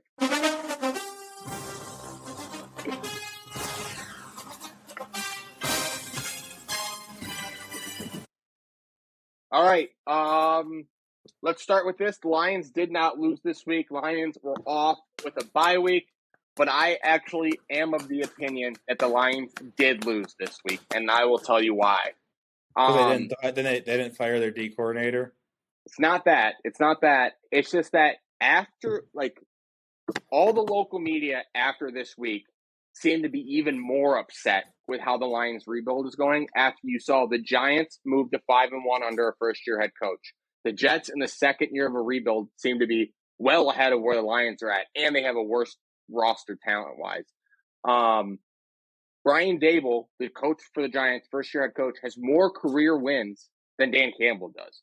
And it feels like to me that after seeing all these teams in year 1 or year 2 of rebuilds be light years ahead of the Lions, it feels like the Lions lost the bye week because the amount of I listen to a lot of local talk radio, and every Lions segment today was about why are we told that this needs to be 3 or 4 years when it's literally shown in the fucking league that you can do it in 1 year, you can do it in 2 years if you just have a good coach. And I love Dan Campbell as a human. I just don't know if he has the chops to be a head coach in the NFL. All the local talk today wasn't about their upcoming opponent. It wasn't about the adjustments that Campbell promises they're making on defense. Hell, it wasn't even about Jamison Williams returning to practice or Josh Pascal returning to practice. It was about the fact that Robert Saleh seems to have it figured out in New York. The Jets look good. Brian Dable has things humming in the Meadowlands again with the Giants. Yeah, that's their best start since 2009. Right. And so, to me, it was kind of deflating because it's like we've been sold this story that it should take 3 or 4 years. We got to do a complete overhaul of the roster. No, you don't actually, because other teams are doing it in a much shorter time frame, and it's frustrating as hell as a Lions fan, to be completely honest. Lions have a tough schedule coming up. I think they got Dallas next. Dak's going to play. Then they play Miami, and then they play Tampa. Let me look. I know it's Dallas, Miami. I can't remember what the Lions schedule. Green Bay. For me personally, at Dallas, home against Miami, home against Green Bay, at Chicago, at New York, home against the Bills. For Thanksgiving. You're looking at a team. Let's just run through that, dude. Let's run through their schedule. Let's do it right fucking now, because I can see them winning 3 games. Right. They're going to lose to the Cowboys. Lose. Loss. Home against Miami. Loss. Most likely loss. Yes. Home against Green Bay, loss. No, toss up. Toss up. Okay. Well, no, fuck the Aaron Rodgers has the fucking Lions number. So, win. Bears. Win. They have 2 wins on the In Chicago. I'm going to say they're going to lose. No, we'll say win. Okay. We'll say win. We're going to say win. Fuck it. We're going to say win. So they're 2-7. 2-7. Currently. Wait. Currently. Yeah. 5, 6, 7. Yeah, 2-7. Giants, 2-8. Loss. Yep. Bills, 2-9. Home against Jags, 2-10. Home against Minnesota, 2-11. At New York, 2-12. At Carolina, 3-12. Home against Chicago, 4-12. At Green Bay, 5-12. Or 4-34, and they're not going to win 6 games. I'd be fucking shocked, and that pisses me off, man.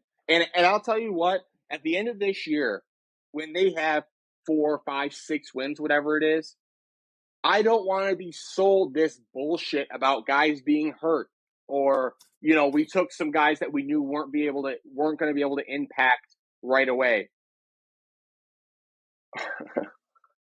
I swear to God, if Dan Campbell has the same amount of love at the end of this year as he did at the beginning, that franchise is fucking dead. Because you got real franchises take shit by the horns and figure it out, man. They don't mess around. The Panthers just did it with Matt Rule. They cut him a check for $42 fucking million in year 2. Why? Because they don't fuck around. That owner doesn't fuck around. He's like it's the Fords do. The Fords just it's one of those things that I think Panther fans stop showing up, and Lions fans are stupid and keep on showing up and keep on pouring money. That's okay. Why change the coach when fans are still showing up? Fans love the culture in Detroit. Why change things? Yeah, I know. Money's still going in their pocket. I get what you mean, but it's just, why get rid of the guy when the money's going into the Ford's pockets? They're gonna keep him just because of that reason. Yeah. It's just unbelievably frustrating, No, I know what you mean. No, it sucks, but it's one of those things. I'm thinking about the thing, and it sucks, but it's until Lions fans step up and actually voice their opinion and stop showing up to fucking games, they're gonna keep the guy. They're gonna keep him this year. They're gonna be like, oh, we'll give him one more year. The fans love him. The fans love the guy.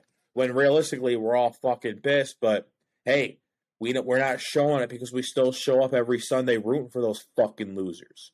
That's what we're doing. We're rooting for those fucking losers to keep on fucking losing. And I'm done with it. Done with it. It's just frustrating because, like, you look around the league and there's literally, like, proof is in the pudding that you don't need 4 fucking years to rebuild an NFL team. You just don't. And it's like I'm sick of being sold this sob story about, like, oh, well, we took over from Patricia and the roster was really depleted. Well, figure it the fuck out. And if Brad Holmes can't convince guys to come here in free agency and make an immediate impact, then he's damn well better stop drafting guys that aren't going to contribute till week 8. It's infuriating, man. And, Jameson Williams, that's all good and everything. We don't need another receiver. You know what we need? We need a fucking edge rusher. We need a linebacker. We need a safety. Like, it's just, it's just same old Lions. Same old shit. I said it since draft day. I wish they would have went someone defensive with that first pick and with that second pick in the first round. I mean, yeah, Jameson Williams, he adds something to that offense, but you add what to that offense? Okay, yeah, you score 40 something. You score 40 points in the NFL. What? Okay, well, what's he gonna do? Is he gonna? Okay, are you gonna score 70 because that's what you're gonna need to win? Yeah. Because your defense sucks. I mean, let's be smart with draft picks. Like, he was the best player on the board at the time, but it's fuck, man. You traded up to get what? You could have got Jordan Davis. He went the pick right after you. I mean, I know he's not playing now, but it's also the Eagles' defense is elite. It's the concept. He would have helped. He would have helped out in some way on that defense.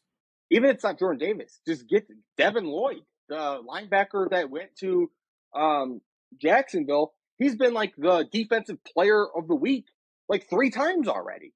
Do you think they should have got Thibodeau? No, because I don't think. I mean, yeah, Thibodeau had a strip sack to win the game. I mean, Aiden has. I mean, it's in my. The thing is, I can't blame Aiden though because he's on a bad defense in general, and you can only do so much.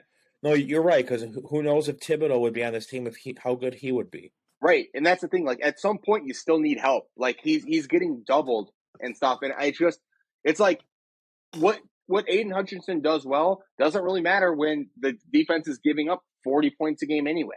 You know what I mean? So right, it's tough. It's tough, and I think a lot of it too is if Aiden was on like a good defense, he wouldn't be playing the snap share rate that he's playing right now.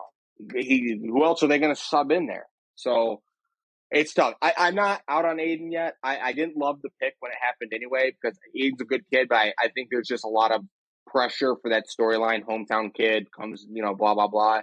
I think it usually seemingly never works out, but I mean, I was happy not with out of, it. I mean, I'm not he's a going to good say I football wanted player. Thibodeau. I mean, I wanted either. I would have been happy with either of them. I mean, I was happy with Hudson. I would have been happy if they would have drafted Thibodeau. I mean, I was fine with either of the guy. Whatever one you picked, I was happy with. I didn't care. I mean, because honestly, I was number one. You kind of knew he was going one. Yeah, Trayvon Walker. He kind of came late. Yeah, that was like all of a sudden all these reports like the Jags love Trayvon Walker. It's like, well, here we go. Well, it was one of those things. That's what the combine does. Yeah, no, it is. They fell in love with his athleticism, and he hasn't done. I mean, he's had an okay start, but all right, I'm losing life. I can't talk about the Lions anymore. I lose my life. I'm definitely clipping that. That's about as animated as I've been on this podcast yet. Yeah. That okay, let's actually get into the Week 6 recap. Yeah. The Thursday night game. What a dog shit game. Washington Commanders had the Chicago and play the Bears. No, I agree. I should get a free Amazon subscription. The Commanders win 12-7. I don't think there was a touchdown, or there was one touchdown. One touchdown. Oh, two touchdowns. There was two touchdowns. Two touchdowns. It was ugly and boring and shitty. And I have Carson Wentz is having surgery on his throwing hand, on one of his fingers, his ring finger on his right hand. Don't know how long he's going to be out for. So it's Brian Robinson scored. Congratulations. Yep. Finally back after being shot twice, dude. That's crazy. And he scored a touchdown in the NFL after being shot. Good job, man. Yep. I would say we're a Brian Johnson podcast. Robinson. Yeah. But we are.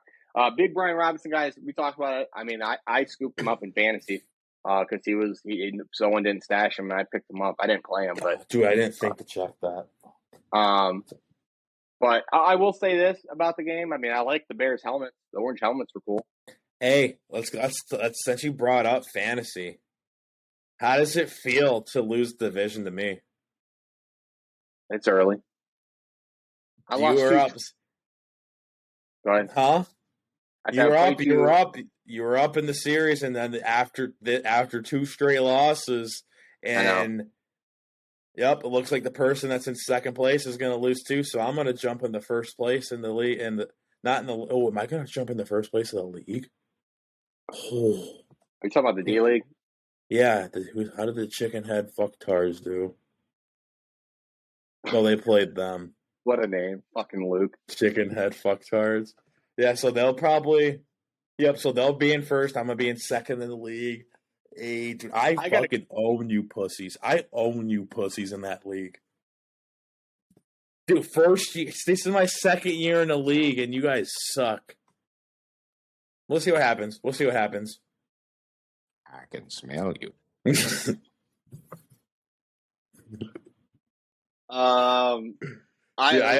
want to make a trade live on air? No, I like my team. I'm good. Okay, so do I. I didn't want to make a trade anyways. Your team sucks. We would get shit saying that we conspired. Huh? I said we'd get shit saying we conspired. No way. Okay, did you like the Bears helmets? Yeah, I love the Bears helmets. We talked about that. Not yet. I just brought it up, and you said, let's talk about fantasy. No, we talked about the Bears. Yeah, we talked about the Bears helmets on Thursday, dipshit. I know, but so I'm just saying, what'd you think about it? Yeah, I love the Bears helmet. I love the Bears helmets, dude. I mean, give me something here. I'm just pulling teeth. You're asking for the podcast. Sorry. Yeah. Sorry, I thought we were just talking, dude. Is what we're doing right now. Bears helmets look good. Like I said, Carson Wentz, he's out. I don't know who's going to play, if it's going to be Sam Howell or Taylor Heineke. I don't know who's going to replace him. Probably Heineke just because he has experience. Most Did you likely see that Heineke. shit? How mad Ron Rivera got? No. Did you see that clip? So last week he called out Carson Wentz, which a lot of people had a problem with. He was like, "What's the difference between a good football team and a bad football team?" And he was like, "The quarterback." And a lot of people are like, "That's fucked up. You're a coach. You're not supposed to just talk shit about your players in a press conference." So then someone asked him about it after the game, and he walked out. He lost his fucking mind. He's like, "I'm the one that wanted fucking Wentz." He's like, "I'm the one." And he's like, "You know what? I'm out." So Wow. looks like Ron Rivera might be losing that locker room a little bit, even after a win, mind you. So Well, shit. all right, man. What's the next one? We got Falcons next. Yep. San Francisco 49ers head to Atlanta and play the Falcons. Falcons dominated and won 28-14. 49ers never had a chance, in my opinion. Falcons 6-0 against the spread. 6-0 against the spread this year.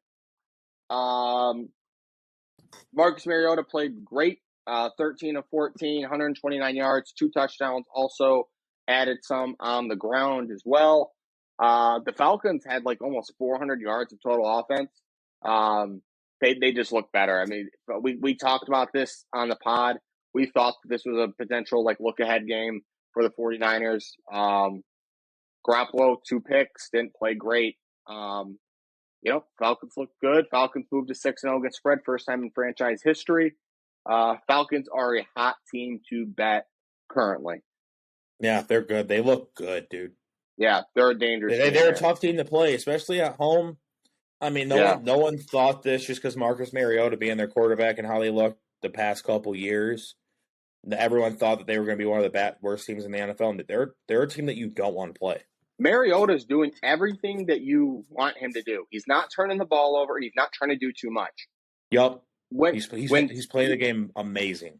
He's reminding me of Alex Smith with the Chiefs, because Alex Smith could run a little bit, and Mariota obviously is much more mobile. But they just do the smart football thing. They're not putting their teams in positions where they have to bail out the offense. And Arthur Smith is as good as coaches come for the Falcons, and he is shooting up people's boards as far as top coaches, because he just seems to have his fucking finger on the pulse of that team. They're playing hard for him, and that division's open, man. And that division's anyone's to get. So, good for the Falcons, man. Good for the Falcons. Good for Marcus Mariota, kind of revitalizing his career.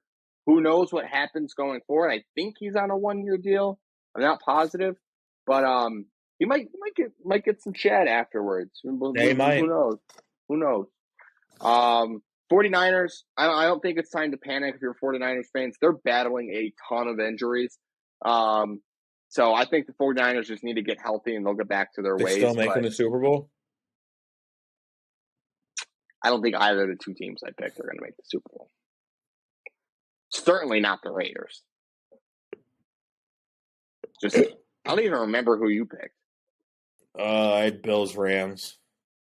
Yeah, the Rams ain't fucking making it. Because that was the Thursday night game that was on. I was like, that'll be a good matchup for the Super Bowl. It was a cow-foul pick. You're like, I don't feel like thinking about it. I'm just going to take those 2 teams.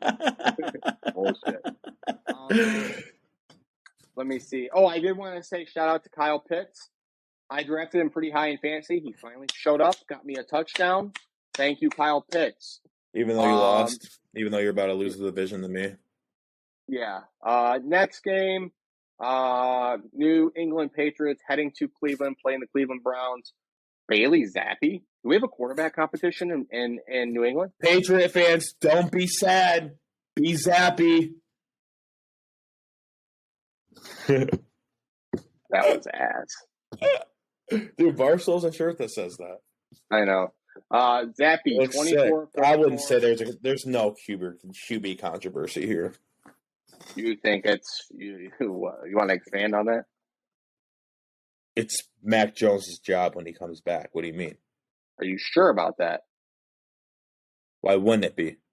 I don't know, man. I heard today that there's some friction between Mac Jones and the Patriots. It sounds like it's like an organizational dispute. I don't know. I don't know, man. They were Hey, talking Mac about Jones, we need a quarterback here in Detroit. Come on. Fuck it. I'll take Fuck that. that first. Fuck these quarterbacks coming in next year. I like it. Give us Mac Jones. Give me that rookie And deal. yeah. Give me that rookie deal. Then guess what we'll do with this draft? Defensive players, every single play, every single pick. All 8 picks. Yeah, it's a while. Yeah. That's what the Chiefs did. The Chiefs did all fucking defense until the 7th round this year. Because why? Because they know that for them to get to the Super Bowl, they have to go through Buffalo. And so what they do, they loaded up on defense. Buffalo did the same fucking thing. Offensive spotlight in this game, Bailey Zappi, obviously, Western Kentucky product. He's so good. 24-34, 309 yards, 2 touchdowns, no picks. He was getting the ball, getting rid of the ball quick. PFF put out that he got rid of the ball on average at 2.6 seconds. So he wasn't taking sacks. He was getting it out quick. They look good, man. They dog walked Cleveland. And Patriots might be back. Bailey Zappi's legit. And I do think that there could be a legitimate QB competition. Belichick's shown he doesn't give a fuck in the past when he played Brady over Bledsoe. So it's the same thing. Like, if I don't know when Mac Jones is going to be back, that high ankle sprain just seems to still be bothering him. If they go on a run and win 3 or 4 games with Bailey Zappi, it's hard to adjust, especially when it's not like he's doing what Cooper Rush did. He threw for 300 yards. You know what I mean? Right. I don't know, man. We'll have to keep an eye on that one going forward. Fucking Cleveland just can't get it figured out. I don't know, man. I don't know what happens with Cleveland going forward. Chubb had a shit day. Patriots defense was able to bottle him up. So I think, let me see here. He had, 12 carries for 56 yards. Didn't do much. So Patriots playing that old school football, man. Pound the rock. Get out of your own way. Keep an eye on them, man. They could be a dangerous team. They really could be. They could. They could be a sleeper that you have to watch out on. Yeah. Yeah. What's next? Moving on, the New York Jets heading to Green Bay and playing the Packers. Jets win 27-10. The key to this one was the Jets defense. They got after Aaron Rodgers. Quinn Williams had 2 sacks. He got after Aaron Rodgers. That D-line was phenomenal. Yeah. I think it's time to officially panic if you're the Green Bay Packers. It's been evident all year. It was super evident this game. This is why you were worried if you're a Packers fan when Devontae Adams was traded, because they had no one to make any plays on the outside. Sauce Gardner bottled up Romeo Doubs. Dude, did you see what he did after the game? With the cheese head? With a cheese head walking around the stadium? Yeah. Even when the Packers receivers got open, they couldn't hang on to the fucking football. The Packers skill players combined to drop 5 of 34 catchable passes. That just can't happen. We talked Zach Wilson looking good. 10 for 18, not asked to do too much. Brees Hall, workhorse. They're leaning heavily on him. He had 20 carries, 116 yards. He looked really good. I think if you're a Packers fan, it's time to panic because we're moving into week 7 now. You got to have shit figured out by now. It's time to play some big boy football. I don't know what happens with the Packers going forward. I think they got to get a wideout, man. They got to sign. No, they need someone. They need someone that they can trust. Aaron Rodgers throwing the ball to. Yeah, they don't have any game breakers. They don't have any big play threats. You know what I mean? They can play them in zone coverage and just know that there's not a player on the field that's going to take the top off. So right. I think if you're a Packers fan, it's time to worry. And this is another reason why it's so fucking frustrating being a Lions fan. The one year where seemingly the division is wide open, there's not a dominant team, the Lions just fucking can't figure it out. And watch, the year that the Lions do figure it out and they win 10 games, there's going to be a Vikings team that wins 12 and a Packers team that wins 13. Watch. I can see that happening. Jets look good under Robert Taylor here too. I was going to say, let's move on before you start getting pissed. Yeah, that's fine. Let's go. What's the next game? Jacksonville at Indiana. Jacksonville Jaguars at the Indianapolis Colts. Colts win 34-27. This was a good game. Welcome back, Matt Ryan. Welcome back. Yeah, he played good. So did T-Law. Yeah, they both played good. I texted you. I think you were – I don't know what you're doing, but I texted you, and I think I just said, fucking Matt Ryan threw the ball 58 times today. He was 42 of 58 for almost 400 yards and 3 scores. Yeah, I mean, when you throw the ball 58, that's scary. They went after Shaquille Griffin. That Colts did. They every time whatever receiver he was on, they were throwing the ball his way the entire game. It was bad. At that point, you have to adjust if you're the Jags. At that opinion, if you have one dude that's getting fucked. Yeah, he allowed 9 catches on 13 targets for a combined 131 yards and committed 2 penalties. Yeah. So Trevor Lawrence looked good, 20 of 22, only 163 yards. They didn't ask him to do too much. Fucking Matt Ryan though, 42 of 58. That's crazy, man. That's crazy. Does this get Indianapolis going a little bit? What do you think? I mean, Jacksonville was that team they couldn't really get over the hump with, and they had after they won. Matt Ryan ran right over the Frank Wright. Really? Yeah, I think it was right after they scored the touchdown to go up. He ran right over the Frank Wright and celebrated with him. Well, that's good. That means that he hasn't lost that locker room then. Right. So, good. This was a good game. I don't think either of us predicted it to be like this. I think we both took the under. It was a good game. Jacksonville's competitive, man. I know they lost the game. But that's still a tough team to play. Good for Indianapolis, good for the Colts, and good for Matt Ryan, man. He needed a game like this. I don't have any beef with Matt Ryan, and it's good to see him doing well. Finally. I've always been a Matt Ryan fan. He's just a good dude. It's easy to root for good dudes. You know what I mean? No, I agree. I agree with that. And he's a fiery competitor. Like, you would see him yelling. When he played for Atlanta, there was a clip that went viral where he was yelling at his team, get set, get fucking set. He was so pissed. Love Matt Ryan. Good for the Colts fan, but 58 pass attempts is crazy. That's a lot. That's like Big Ben's numbers. Yeah.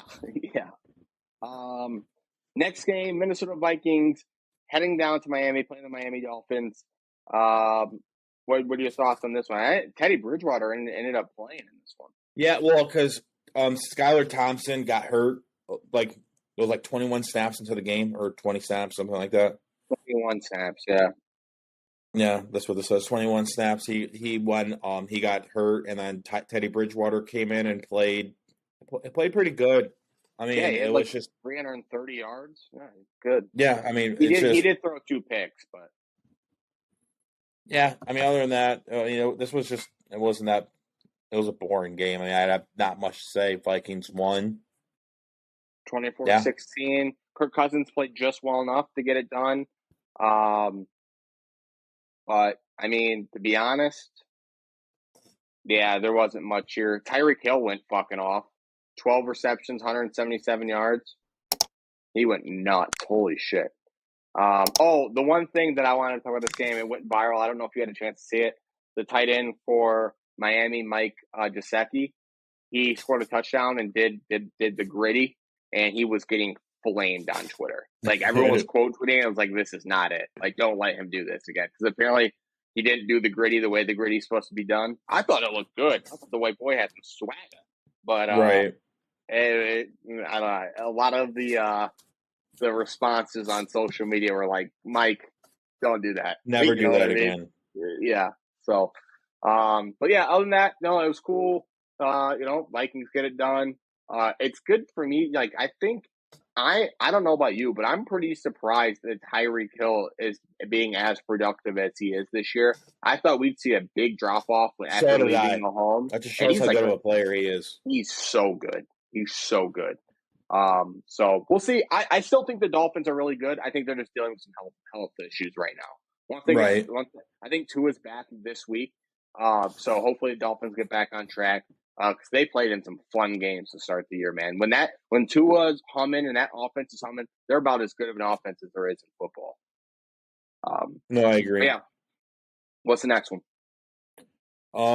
The Cincinnati Bengals at the New Orleans Saints. Bengals win 30-26. I honestly thought that the Saints were going to run away with this one.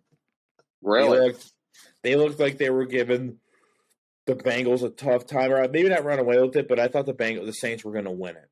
It just looked like they were just giving the Bengals a tough time, but then the Bengals came out late in the fourth and pretty much won it. So Jamar Chase finally had a big game. 7 receptions, 132 yards, 2 touchdowns.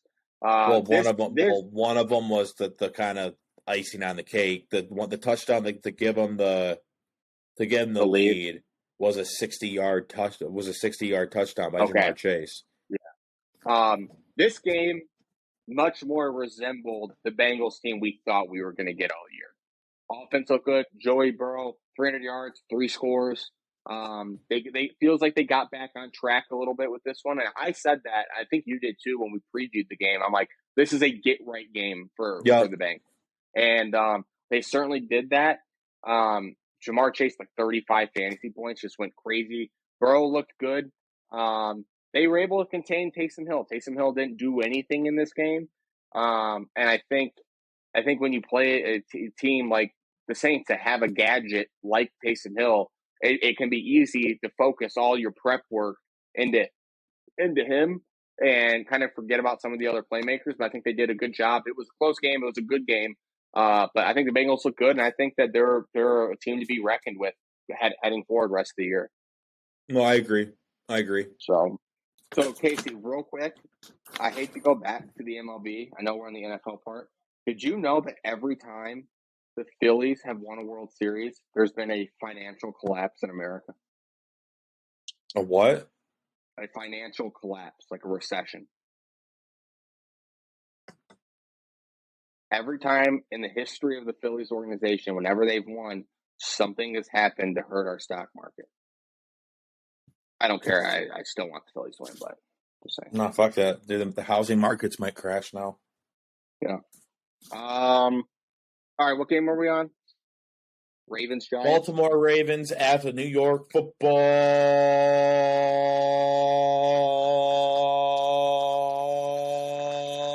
Giants. Oh, hell no. Giants win a close one, 24-20. Ravens collapsed in the second half. They were up 10 with 12 minutes left, and 2 Lamar Jackson turnovers gave the Giants a chance to win it, and the Giants took full advantage. I'll tell you what.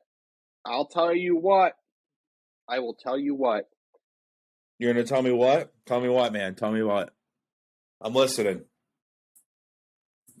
I can't remember what I was going to say. Hold on. You tell me what, man. I'm listening. I can't remember what I was going to say. I'm listening. Tell me what. Oh, I was going to say. Okay, I'm listening, man. Tell me what. I'm listening. I was going to say that the Giants continue to impress, and they're almost like that sleeper team. Did you know that their preseason win total was only 7? And they were already at 5. Was that what you were going to tell me? Was that what I listened closely for? I couldn't remember what I was going to say, so I just pivoted to that. Oh, nice. Giants look good, man. Brian Dable looks like those players really enjoy playing for him, man. It's just depressing that year fucking one already better than the Lions. Unbelievable. Good job, Giants. Good job. But yeah, Ravens collapsed.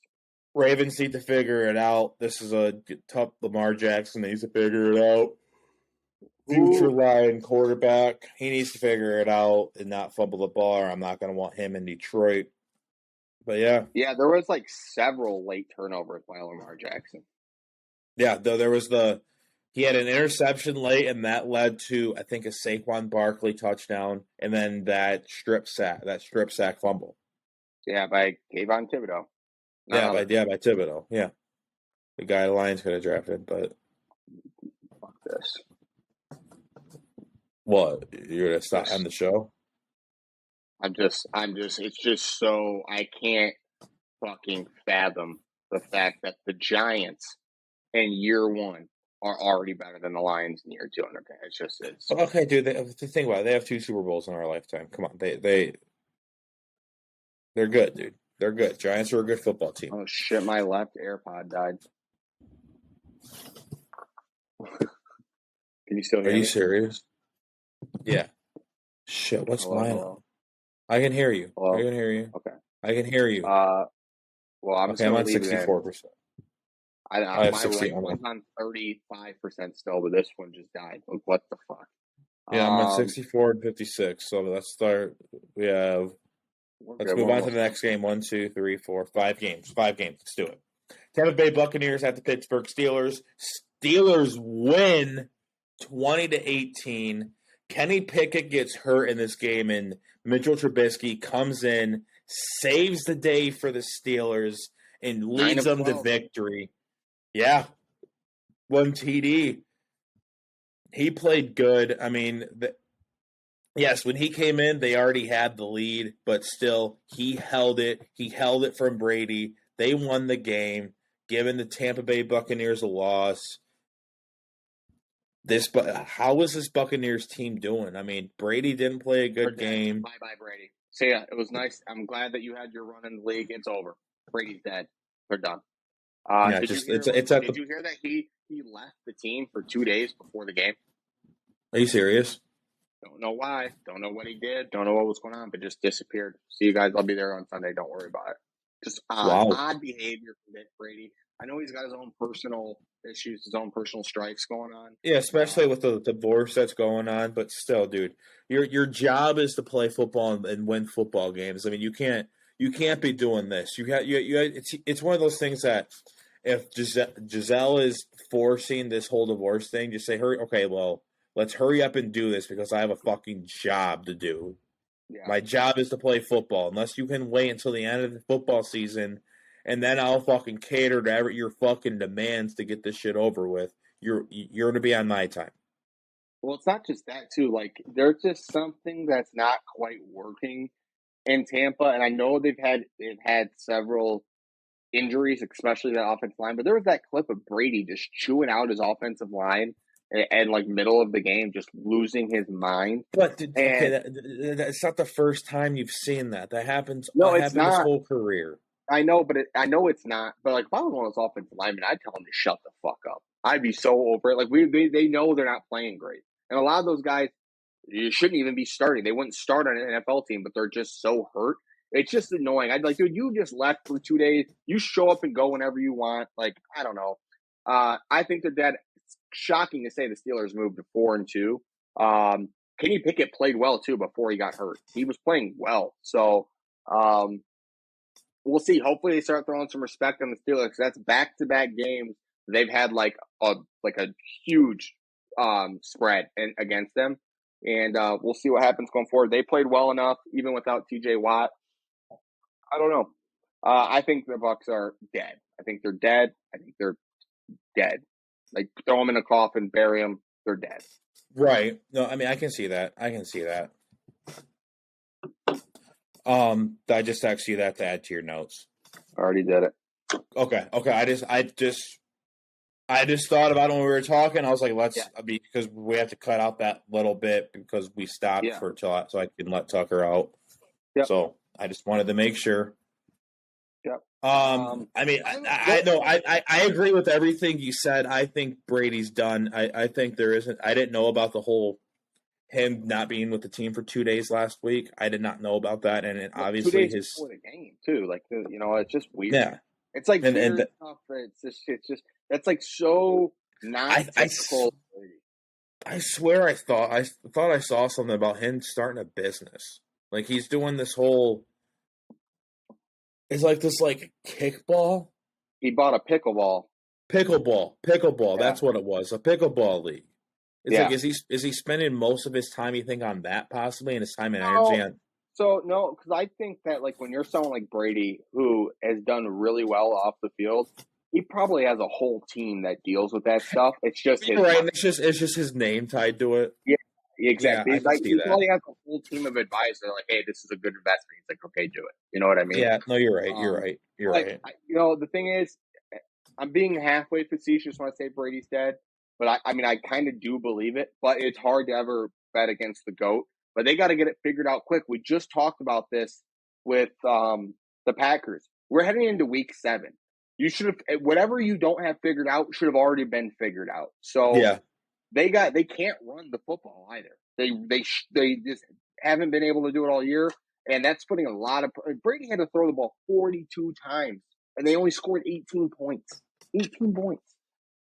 They got some stuff to figure out in Tampa Bay, man. Just that there's no other way to say it. That Steelers team, not a good football team. They should have won that game. Especially when they were like 10-point favorites, 8-point favorites, something like that. Well, they were, dude. They were, when we took them at 8, when we did it on Thursday, by Sunday, the spread went up to 9.5. Yeah. It was insane. Insane. But, I mean, I had nothing else to say about that game. Yep. Carolina Panthers at the Los Angeles Rams. Rams win 24-10. I did mess up the score here. I fat-fingered it. You're good. Rams win 24-10. This was about as predictable of an outcome as we can have. I mean, yeah. Panthers stink. Key story. I mean, not really. I mean, it was somewhat related to the game. Robbie Anderson, he literally got ejected out of the game by his coach. His coach told him to get the fuck out of here, go back to the bench, and literally got escorted off the field in the fourth. I think it was in the fourth quarter. Yeah, but like all game, he was like getting in coach's face, all his antics and everything. And then what happened? They shipped his ass out today. He got traded to the Arizona Cardinals for I think a 6th and 7th round pick. They said, "Get this fucking guy out of here." Yep. So I don't blame him. I wouldn't want to be on that team either. That team stinks. The Panthers stink. Bold prediction: Panthers will have the number 1 overall draft pick. And that's easy. And I heard they're trying to ship out Christian McCaffrey. They're taking offers on there's everybody. They're like, right, fuck it. There's 2 guys on their defense. One's an edge rusher. I think the other one's a linebacker or a safety, and they're listing to offers on both of them. Both of them are all pros, I'm pretty sure. A lot of local people want the Lions to inquire about the edge rusher, like get aid and some help, get this defense some help. If we're not going to be able to defend the pass, let's at least get after the quarterback before they can have a chance to throw the ball. It's the same thing about you know what? The Lions won't do it. Roquan Smith. Do you think the Bears will give up Roquan Smith? No, because they would have done that already. No, you're right. I mean, I have nothing else to say about that game. Baker's out like indefinitely. PJ Walker, Walker got hurt, and Jacob Eason came in, ex-quarterback from Washington. Dude, he was. I'm thinking of Jake Browning. I was thinking about because that was Jake Browning was the one that took Washington to the he got drafted by the Titans and never played never did anything. Jacob Eason came after him, I think. Eason started at Georgia and then transferred to Washington. Yes.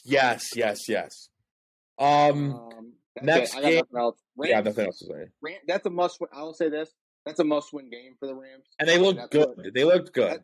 From what I saw, they looked good. And then they should have. They did what they were supposed to do. You know what I mean? Yep. No, I agree. Moving on, the Arizona Cardinals head to Seattle and play the Seattle Seahawks. Seahawks win 19-9. I was correct. Dog of the week. I was 2-0 in dogs of the week last week. I was hot with dogs this weekend. Hot, red hot. I mean, this game there's not really much to say. There's a ton of field goals. Kenneth Walker scored the only touchdown. Other than that, there was 1, 2, 3, 4, 5 field goals. Yeah. Oh, 2 touchdowns. There was 2 touchdowns, but one was a fumble recovery. Yeah, I was gonna say Kyler Murray and they got to get something figured out there. I think Cliff Kingsbury's on the hot seat. You just paid Kyler Murray all that money. He ain't going anywhere. I think Cliff Kingsbury needs to. He better lock it in, or else I think he's out in Arizona. There's clearly a disconnect between Murray and him anyway. So I think that he's going to be coaching for his job rest of the season, and I agree. I don't say that lightly. The Cardinals invested a lot. They go out, they get Hopkins, they get Hollywood Brown. I mean, Hollywood Brown's hurt. Hollywood Brown's out for the year. No, he's not. He's not out for the year. It's like 6 weeks. Oh, it is? Okay. Yeah. Okay. So it's not. I read right before the show that MRI revealed that it was not as bad as they initially thought. It's a fracture that doesn't require surgery. So the timeline's like anywhere from like 4 to 8 weeks. They said it's probably about 6 weeks. Who knows if it'll matter? I mean, they gotta win some games for him to come back and it even be meaningful. Right. They do get D Hop back this week. That should get things figured out because he is a dog and he is very, very good. I mean, he is the lifeblood of that offense, and him and Kyler really had something going before. Obviously, D Hop got handed that suspension for using PEDs. But I don't know, man. I think I got to come off the Cardinals. I've been on them for like 3 straight weeks. They didn't look great, man. You can't score 9 points. It's one of those things that I just think you can stay on these teams. You're just reading them wrong because you're only looking at it goes back to the Kansas thing. You're so focused on the one team. You're not looking at the team they're playing against too. Yeah. Like the Seahawks are good. I mean, okay. Let me rephrase. The Seahawks are a dangerous team. The Seahawks sell their fucking franchise, right? They get rid of Russell Wilson, their guy, the face of their franchise. And in year 1 of this rebuild, in year 1, they're already better than the Lions. Year fucking 1, Okay. they got Okay. I didn't mean that. okay. Okay. I didn't mean to trigger you, man. I didn't mean to trigger you again, but I mean, I'm just saying that you have to look at it as like both teams. The Seahawks are a good team. You're playing in Seattle. Arizona has struggled to start games in like in a place like Seattle, whether they have a good team or not. A place like Seattle is a tough place to play. So you have to think about it. If they go down like the Seahawks, like the Cardinals did, it's one of those things that it's in a close game. I'm gonna go with the home team there, a team that's been decently hot all year. Geno Smith, comeback player of the year. Look it. I agree with that. I'm moving on before you get pissed off. No, yeah. The one other thing, they not only ship out Russell Wilson, the face of their franchise, they get rid of Bobby Wagner, Hall of Famer, the identity of their defense, and they're already fucking rolling better than Okay. Hold on, dude. Before you have a heart attack, Jesus Christ. The Buffalo Bills at the Kansas City Chiefs. This is a good Bills game. won a close one, 24-20. This was a good game. This was a good fucking game. Over didn't hit. I was sad. I thought it was going to hit at one point. I texted you. I was like, I need 3 touchdowns. I thought there was a whole quarter left, but there was only 5 minutes left. I thought that's like 15 I was like, minutes. That ain't happening. Yeah, when I text you, I swear to God, I thought it was like beginning of the 4th quarter. But there was like 7 minutes left or something like that. Stephon Diggs went off, man. Yeah, 10 receptions, 148 yards to a TD. Yeah, I think the biggest the difference in this game, Mahomes throws 2 picks. That kind of stalled him out a little bit. It was a good game, man. Josh Allen got revenge. Revenge he game. He got revenge on that and got him. You were correct on that. I will say this too. Not much to say about this game because I think it's exactly what everyone thought. There's two of the best teams in the NFL going at it. So it's a little bit more of a defensive game than I think people expected. Yes, people thought it was going to be a shootout. Go ahead.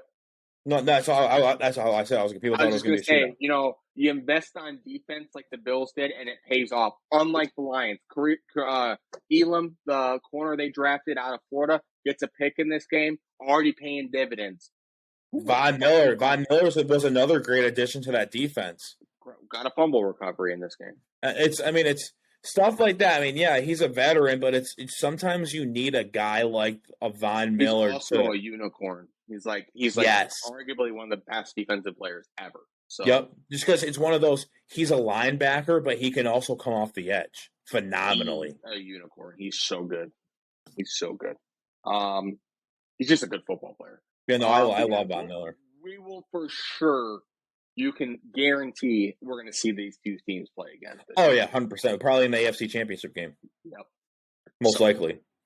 Well, we got the Eagles Cowboys, right? Yeah. So last game, since this Monday night game is not going to be over by the time we're done, the Sunday night game, Dallas Cowboys head to Philly and play the Philadelphia Eagles. Eagles win 26-17, and it seems like the Cooper Rush era is over in Dallas now. Hey, claps to Cooper Rush for holding it down while he was in there. He still played well, but they made it interesting. They got within like 6, I think, at one point. And then obviously the Eagles pulled away. Eagles remain. Did you see the video of the Phillies coach at the end of the game? Sirianni? Yeah. Yeah, he was like, "Fuck you, game over." Yeah. And there was another clip of him, like, when they were going into the tunnel, he was like, "Fly, Eagles, fucking fly. Fly, Eagles, fucking fly." Like, he was fired up. He seems to be the perfect coach for that city. And he has all the grit, all the stuff. Eagles are legit. They are legit. Remain the only undefeated team in the NFL. And they're doing it in a bunch of different ways, man. They're winning close ones. They're winning sloppy ones. They're winning big games. Jalen Hurts, MVP favorite potentially. Played well, played just well enough to win the game. Only 15 of 25, but he had 2 touchdowns. Looked good. He also added 28 yards on the ground. The Eagles are good in every facet of the game. They're going to be a problem moving forward. And I thought one of the biggest things here was how well Darius Slay and James Bradbury played. They allowed only 3 catches on 12 targets for 31 yards, 1 interception, 4 forced incompletions. They're built. The Eagles are built to win in the playoffs. They have the defense to stop a Mahomes, a Josh Allen, with how good I agree. They're going to be dangerous. Yeah, for sure. I think the biggest lack, the things that the Eagles lack the most is running back. But they're still finding a way to get done. It's just like if they had like a stud, if they had DeAndre Swift on that team, dear God, they would be unstoppable. Dear God, so they would be insane. I mean, I'm not saying Miles Sanders is bad, but it's just he's a good secondary back. Yeah, he's a good backup back. All right, let's see. He had 18 carries for 71 yards. It's not bad. He's not as explosive as some of the other backs in the league. No, right? I agree. But that does it. Yeah, that does it. Before we wrap up the show, we're gonna get to the Tucker and Izzy pick of the week. Look at this shit. Powered by Riverside FM. So the game Tucker and Izzy is gonna pick this week.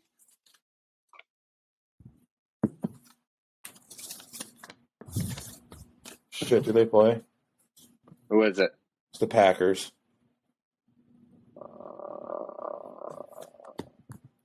I can tell you in a second. They play Packers Commanders. Oh God. Packers Commanders. Jesus. What's Tucker's 0-3? Izzy's 2-1. Yeah. Tucker needs a good. Hey, look, the Packers are the away team, so hopefully Tucker picks the away team like he has been this entire time. Yeah. But so I think. Yeah. You'll see those picks on Thursday. We love you guys. Remember to like, comment, subscribe, turn on the bell so you don't miss any whoa. What is happening? There we go. What the fuck was that, dude? It's gonna come up. Remember to like, comment, subscribe. We love you guys. Love you guys.